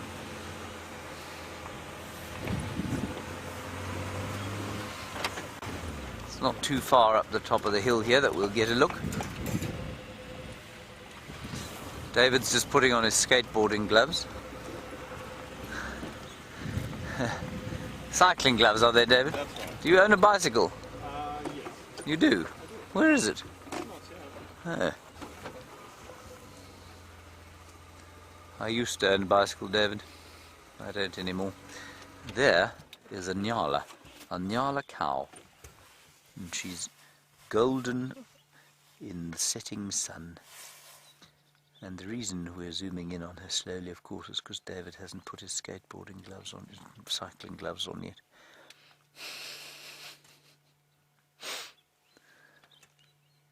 Stunning.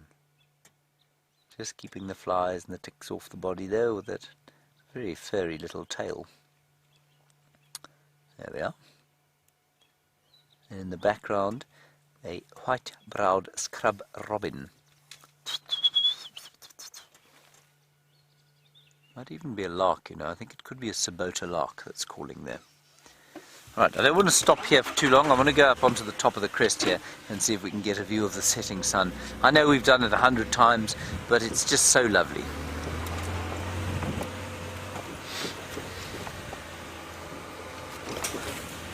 I have to work out how many drives I've taken. I've been here just over a year now. What do we say, about 3/4 of the time on, a quarter of the time off. It'd be fascinating to know how when you get to milestones like 100 and 200 and 300.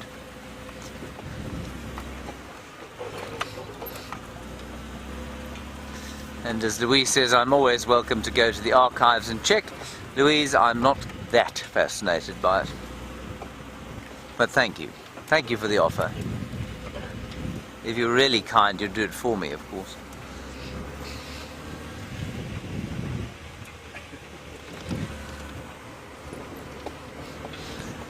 Louise says she's got better things to do with her life. I think that's very unfair, Louise.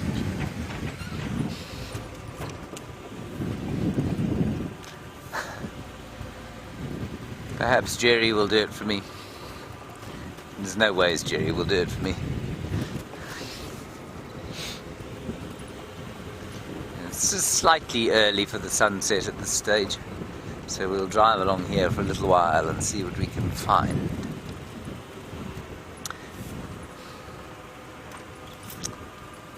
In the meantime, let us go across to Brent Leo Smith and his fine set of screwdrivers and see what he's managed to find with them.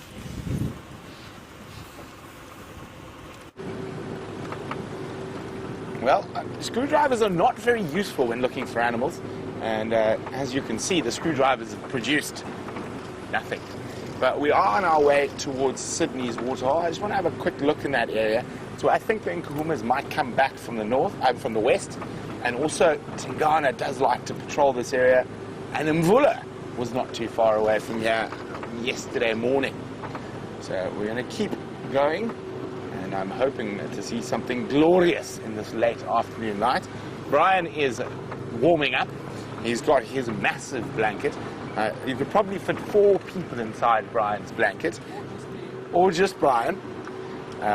He looks quite warm. I'm a little jealous. And we're going to stop now up on the top here and have a quick look at the vast expanse that is the Lowveld area of South Africa. Now, it's called the Lowveld because it's not very high. So, on average, you're probably looking between 400 and 500 meters above sea level, and that is quite low without being too low. And it's nestled between 2 mountain ranges, the Lebombo Mountains in the east and the Drakensberg Mountains in the west. Now, in a lot of the Lebombo Mountains, they look a bit more like foothills than mountains. But the Drakensberg is a very impressive and one of the longest mountain ranges in Africa. How's that, Bryan? A little bit further. Let's get past the bush with it.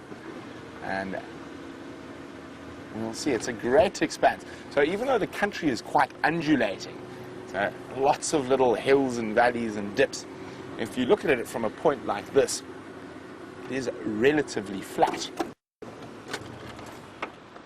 So there we go. Let me look off into the distance. Here we go, you can see the Drakensberg just to the left of the sun. Oh, and the only 2 clouds I've seen all day. Now, you can see below the Drakensberg, you can see there's different undulations in that, although it is still relatively very flat. And it keeps on like that for the majority of the Lowveld.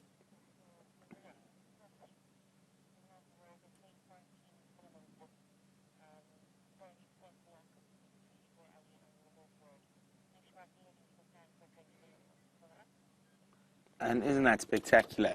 Now, I've just got a message from Jamie, and she said she's got very fresh tracks of Karula that could be heading towards the Djuma Dam camp. So guys, keep a lookout, and I'm going to start making my way there.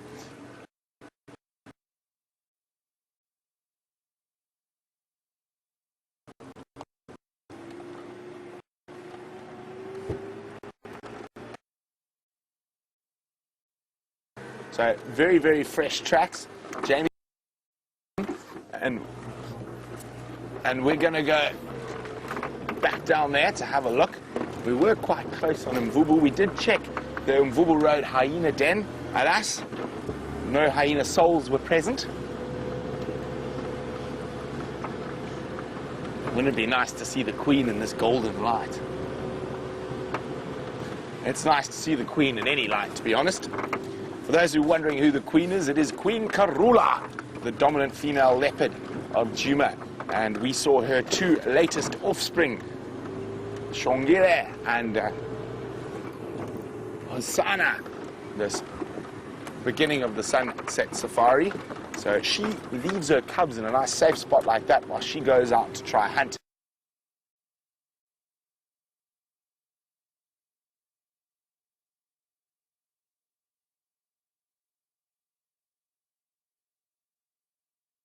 And catch them a meal. So hopefully she'll be successful. I've changed my mind about which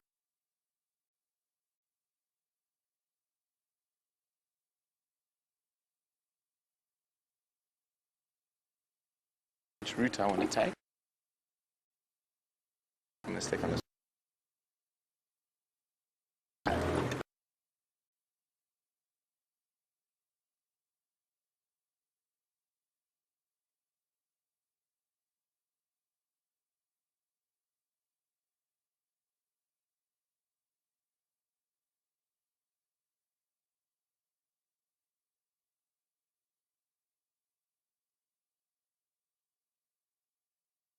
Be finding out what they've done is they've kept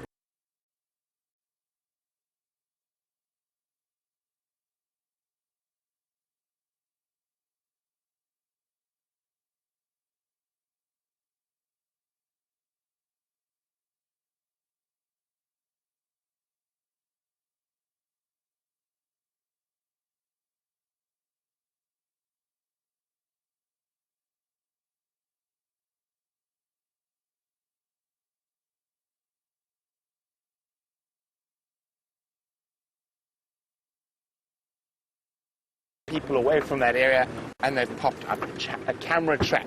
So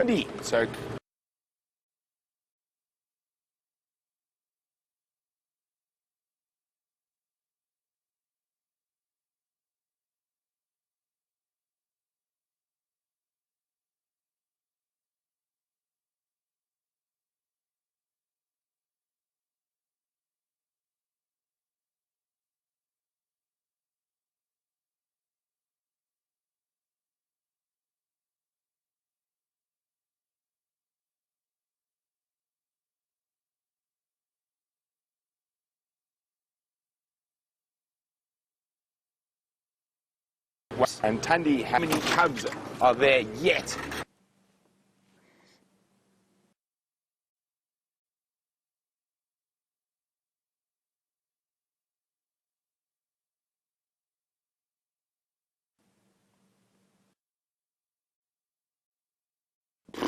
Into the bush behind, so there the rest of the harem are here. Fingers crossed.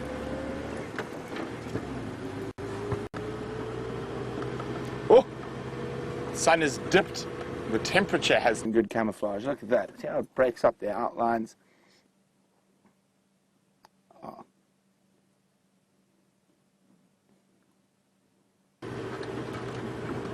Towards the trees, getting that light at the moment.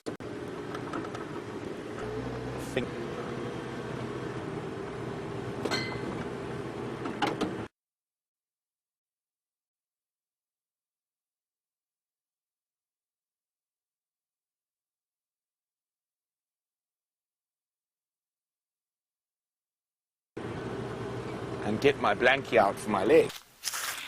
And of course we're about to head east now, down towards Vuya.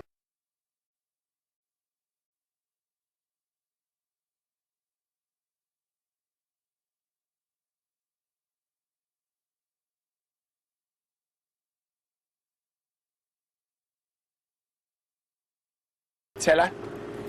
So we're going to be going away from the last Resting place we can't see, and as you saw yesterday, back, so let's go catch up.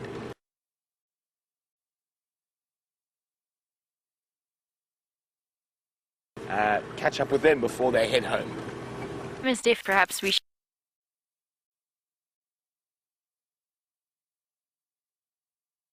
should do our farewell to you. Thank you to Jeandre. Back out here.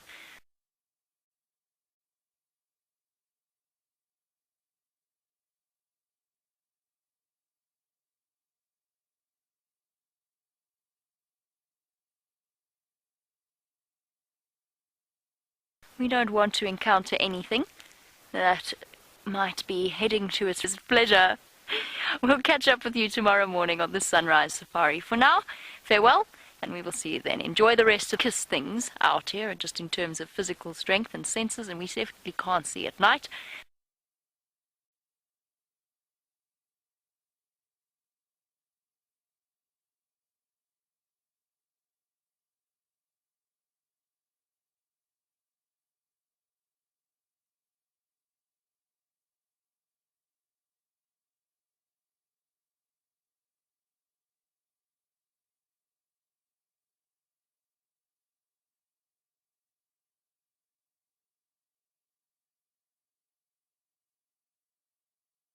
It's time for us to head home and make.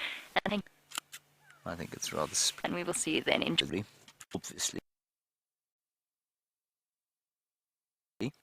days. And there's that sunset goes, the sun dips below the horizon there. Let's just have a listen.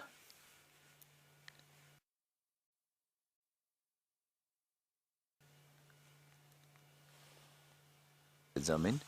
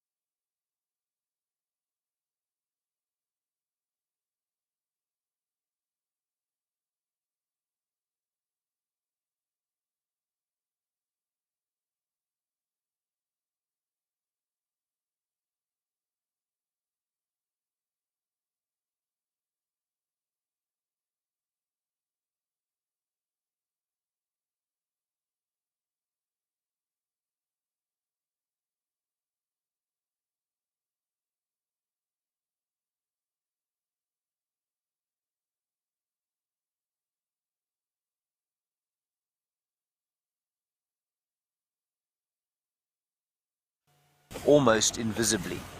At night,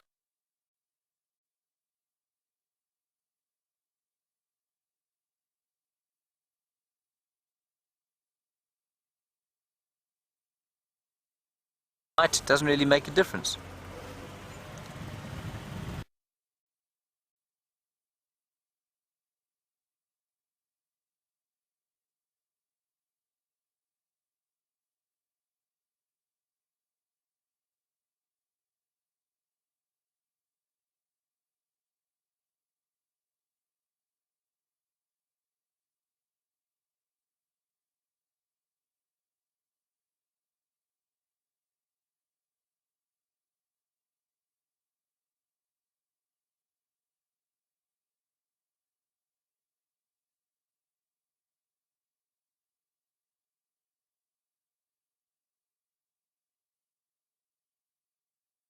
I'm sorry.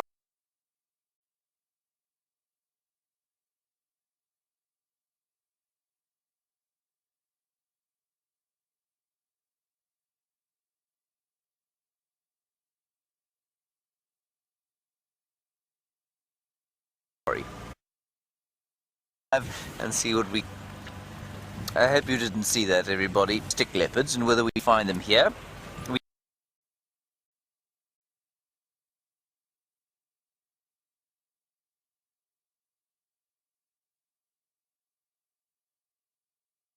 We don't find them here.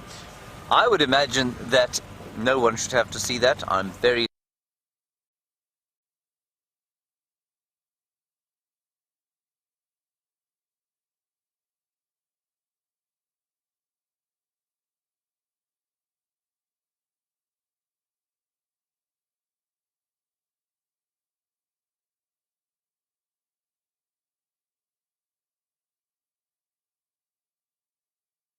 quite...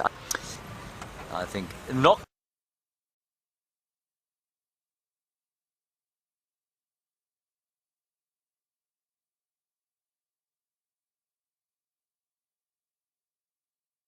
Nocturnal pelage would be quite nice. Nocturnal when we think they are. Lions, not so much.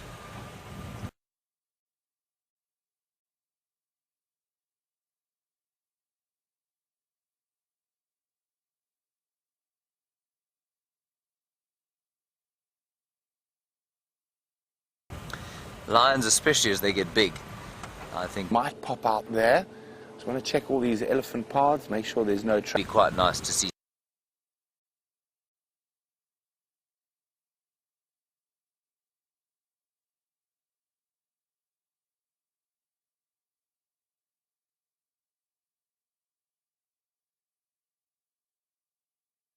Something like that. So while we explore, let's head across to Brent Leo Smith and find out whether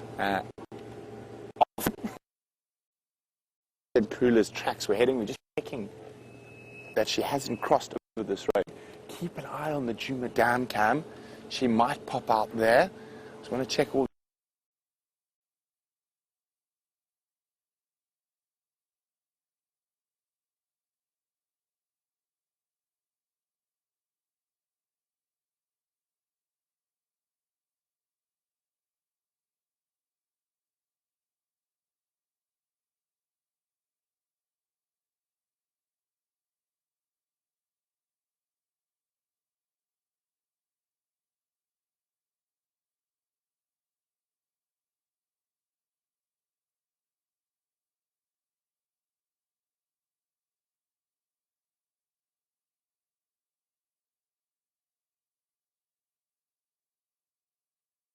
these elephants harder to spot.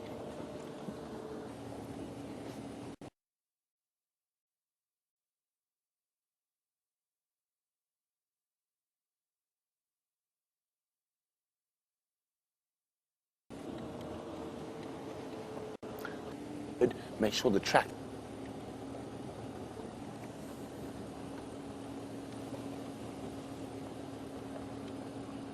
Now in this twilight, she's going to be a little bit harder to spot up there.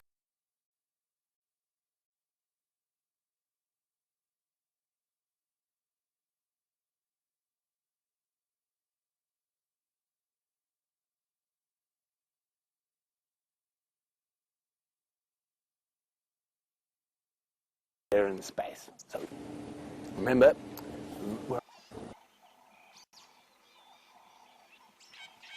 is playing a bit of havoc. So what we're going to do is we're going to go to the tech loop while the tech gurus.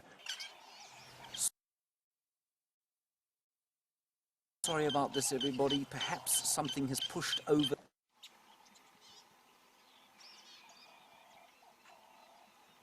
We'll be back with you as soon as we can.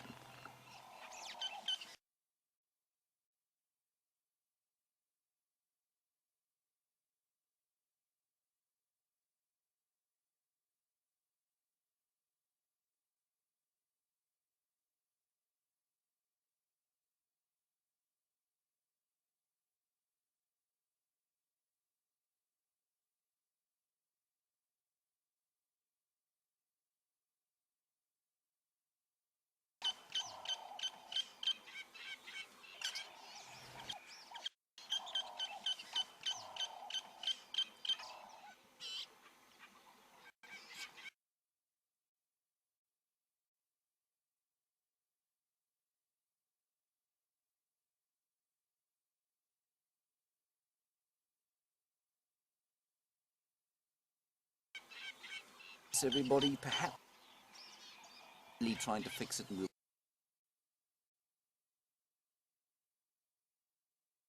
be back with you as soon as we can.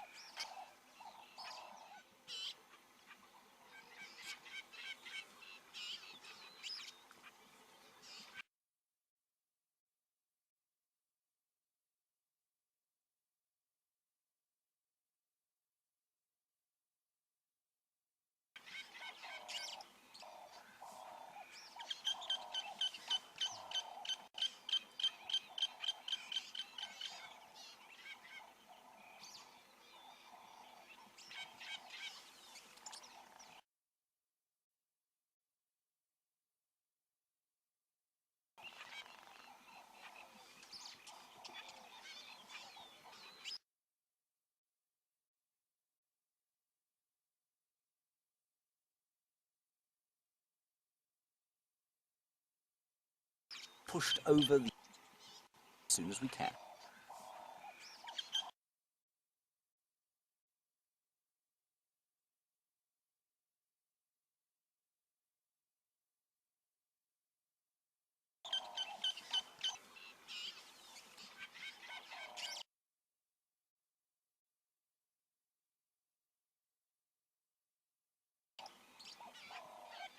Sorry about this, everybody. Perhaps something has pushed over the guy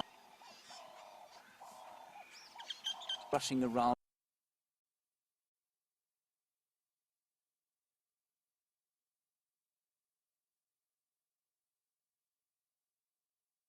Madly trying to.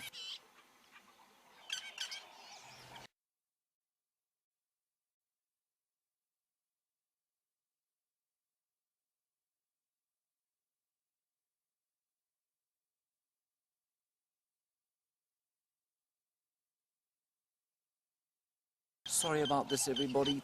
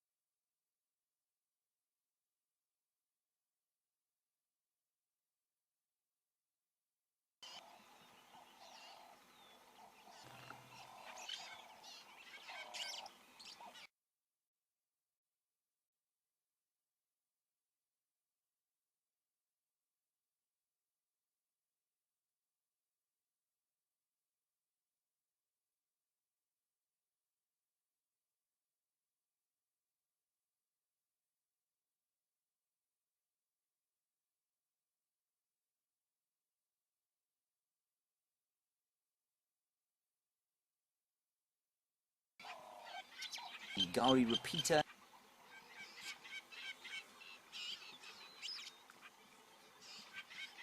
Has pushed over the Gowrie repeater, just like the elephants have pushed over this view as soon as we can.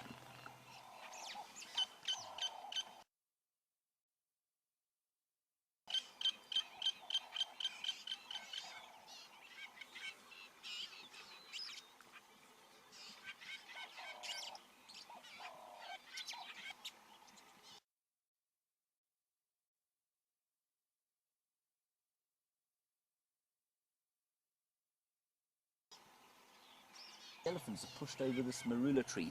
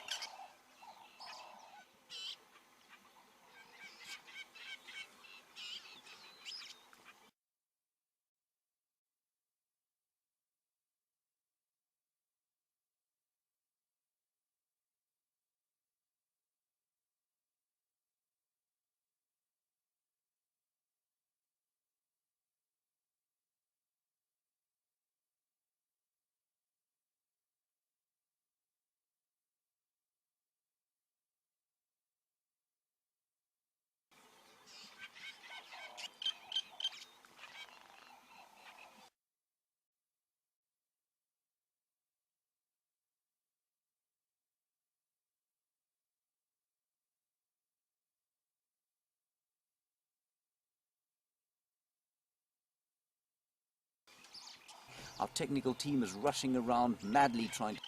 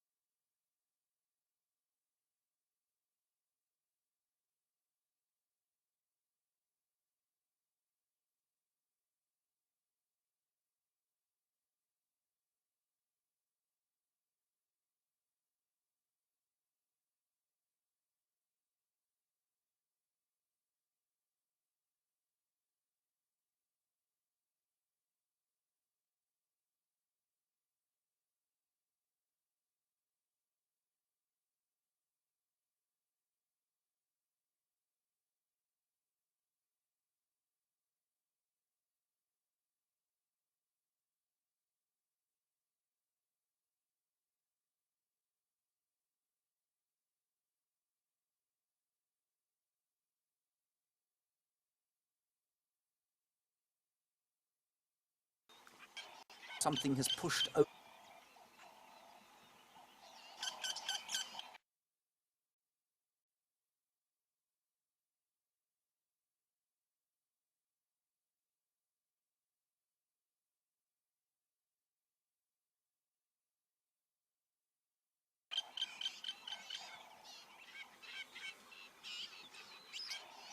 Sorry about this, everybody.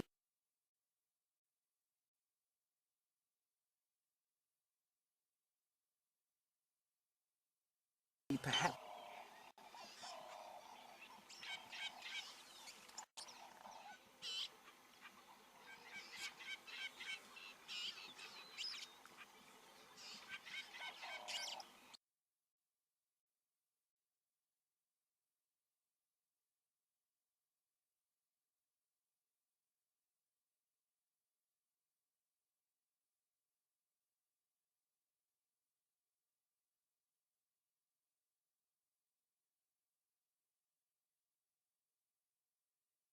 repeater.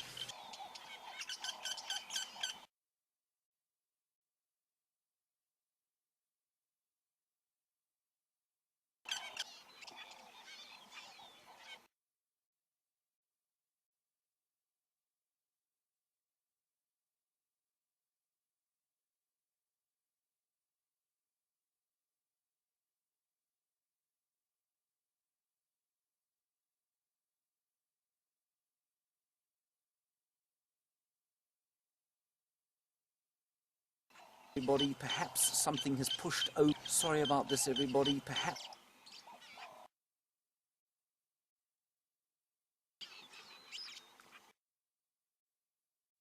Into sitting on this, kids playing. You'll find.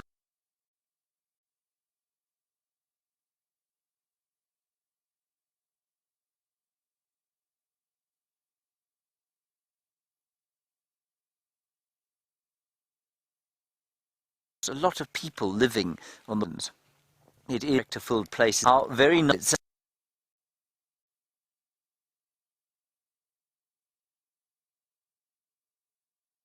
Music into the air for warmth, and that's where I used to live, of course, and I can't imagine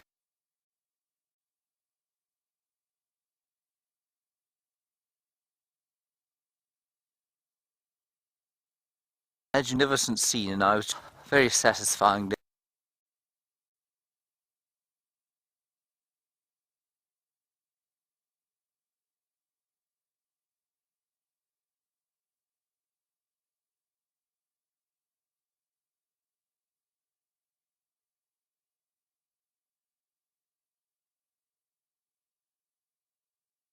It was very satisfying. But if you've had a thought for walkies while we move, so I'll just put a blankie on them. There we go. But it's certainly not cold by any stretch of this is.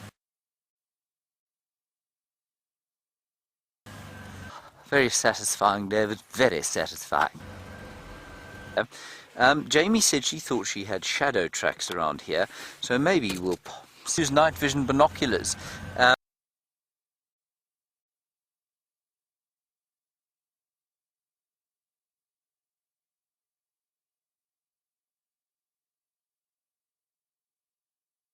At night, I geese while we move. What a lovely, lovely scene this is. Red camera, but the novelty wears off very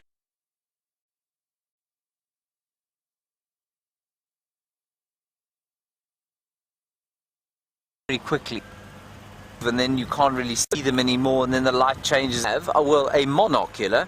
A guest I had once bought one, and he brought it out to the bush, and then he gave it to me. That eventually is what we will be doing. Probably not so much with infrared, because the colour with it. It's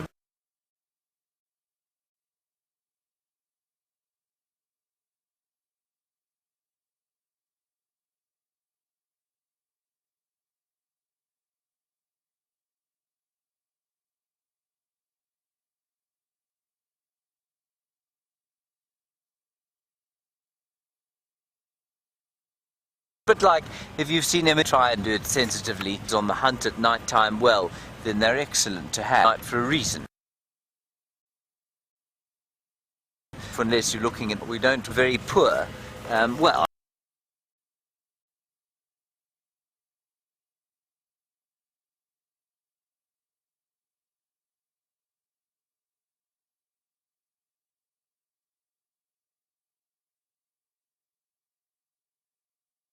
I mean, unless you're looking at, so, well, we don't very poor.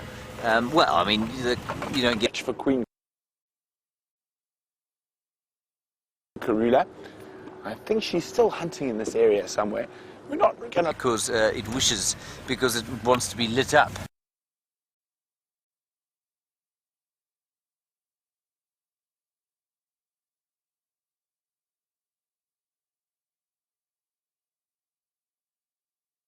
With a spotting cold winter's evening.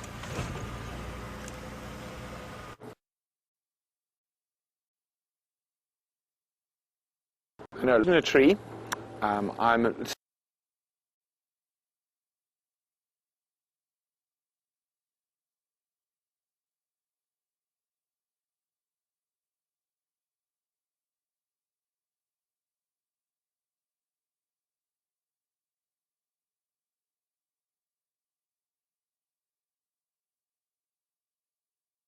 still up cold winter's evenings.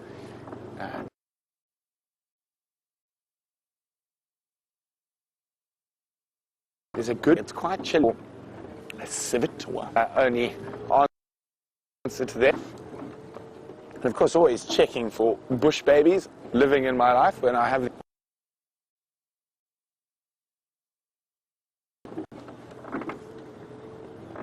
I will wear blankets and many, and I am definitely regretting my decision not to wear long pants now.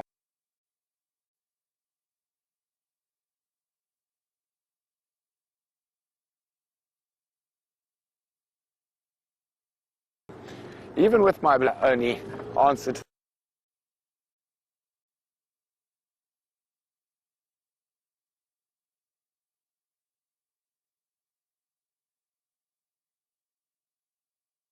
them is it's tough being tough, and I'd rather be warm.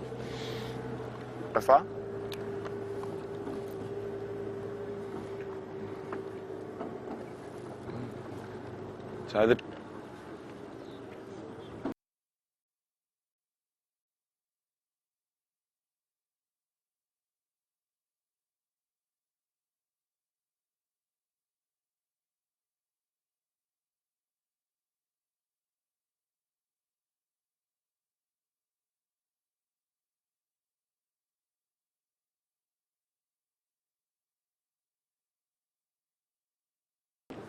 direction cut back further south or west, but no luck so far.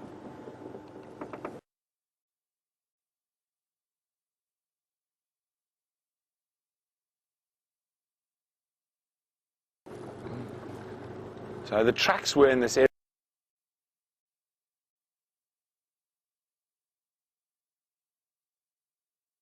but we up.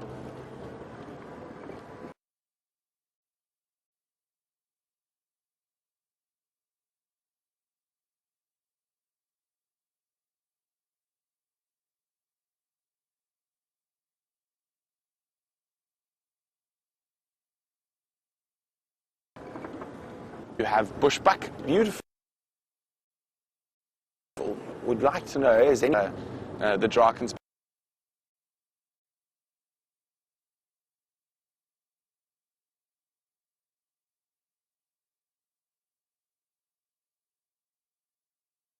And this would you find living up there? Well, I've climbed some of them.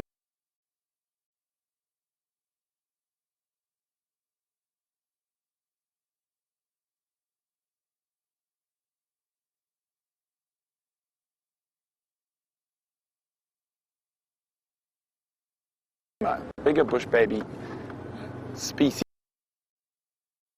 and right up to the sort of alpine top, and it's you have mountains. You actually get red duiker in some of the forests on the lower slopes, leopard, jackal, and you can actually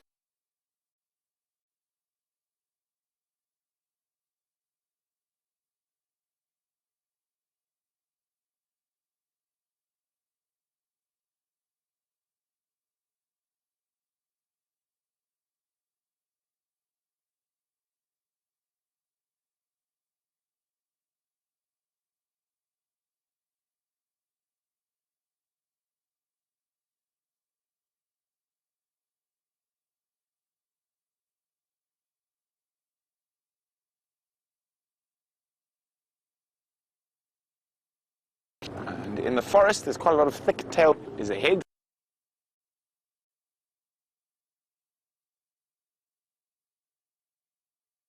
So is stationed up on top of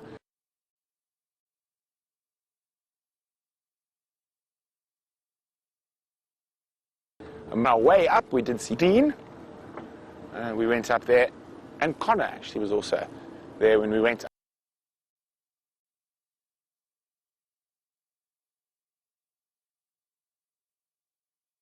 up there to put some new in, and up there.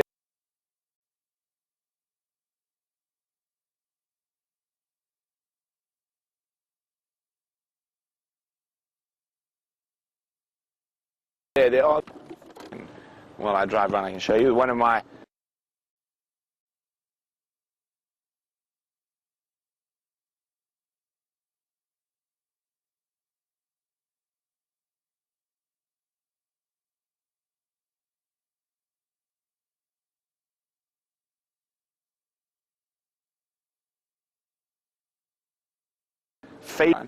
Beautiful.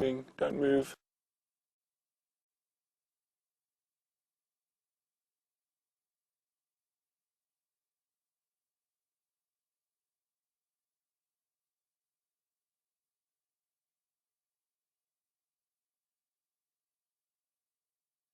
Also, very interesting birds up on the top there. You get incredible sunbird, the malachite sunbird. There we go, look at that. Absolutely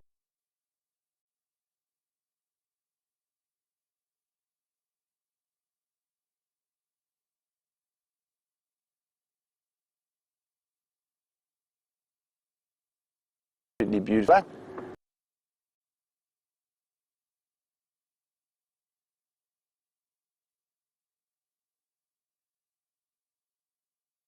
So here we go. Look at that. Isn't it absolutely spectacular? That's a non-breeding male.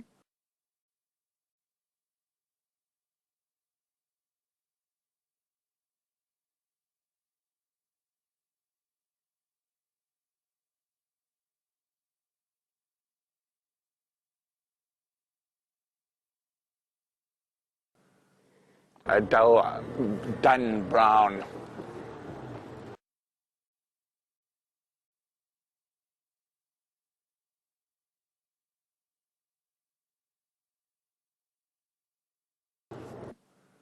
And there's the female. And there's which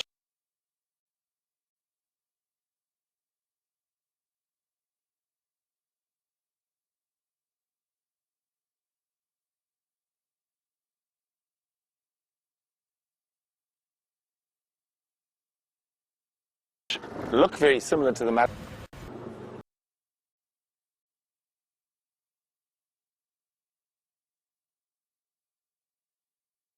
Myself before. On this western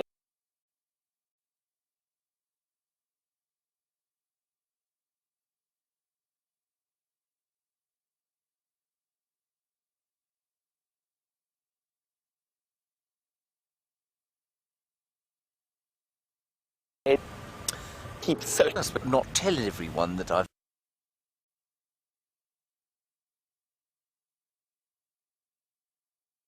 done stage of the day that I must admit that's quite a good idea. I might do that. Shong, you and David only, and Louise.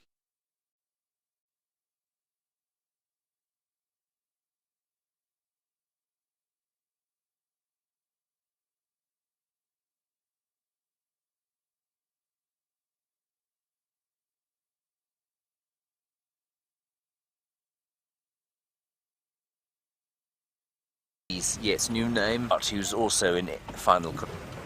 Maybe I could just will know that.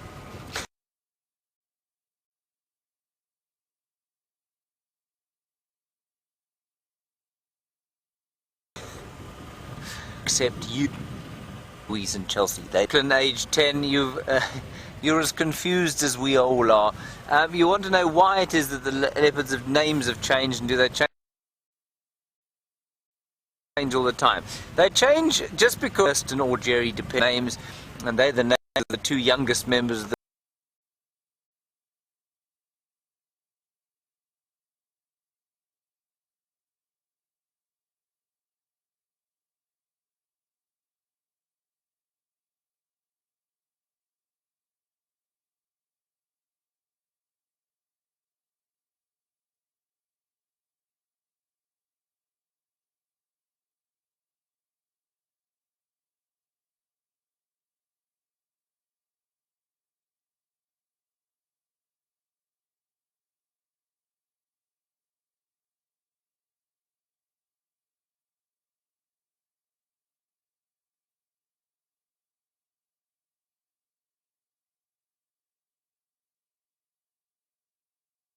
British royal family.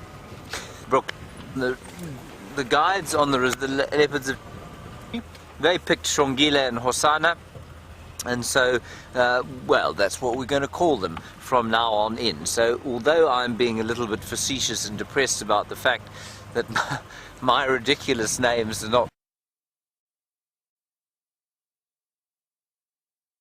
being kept, Shongile and Hosana myself, then you can do that.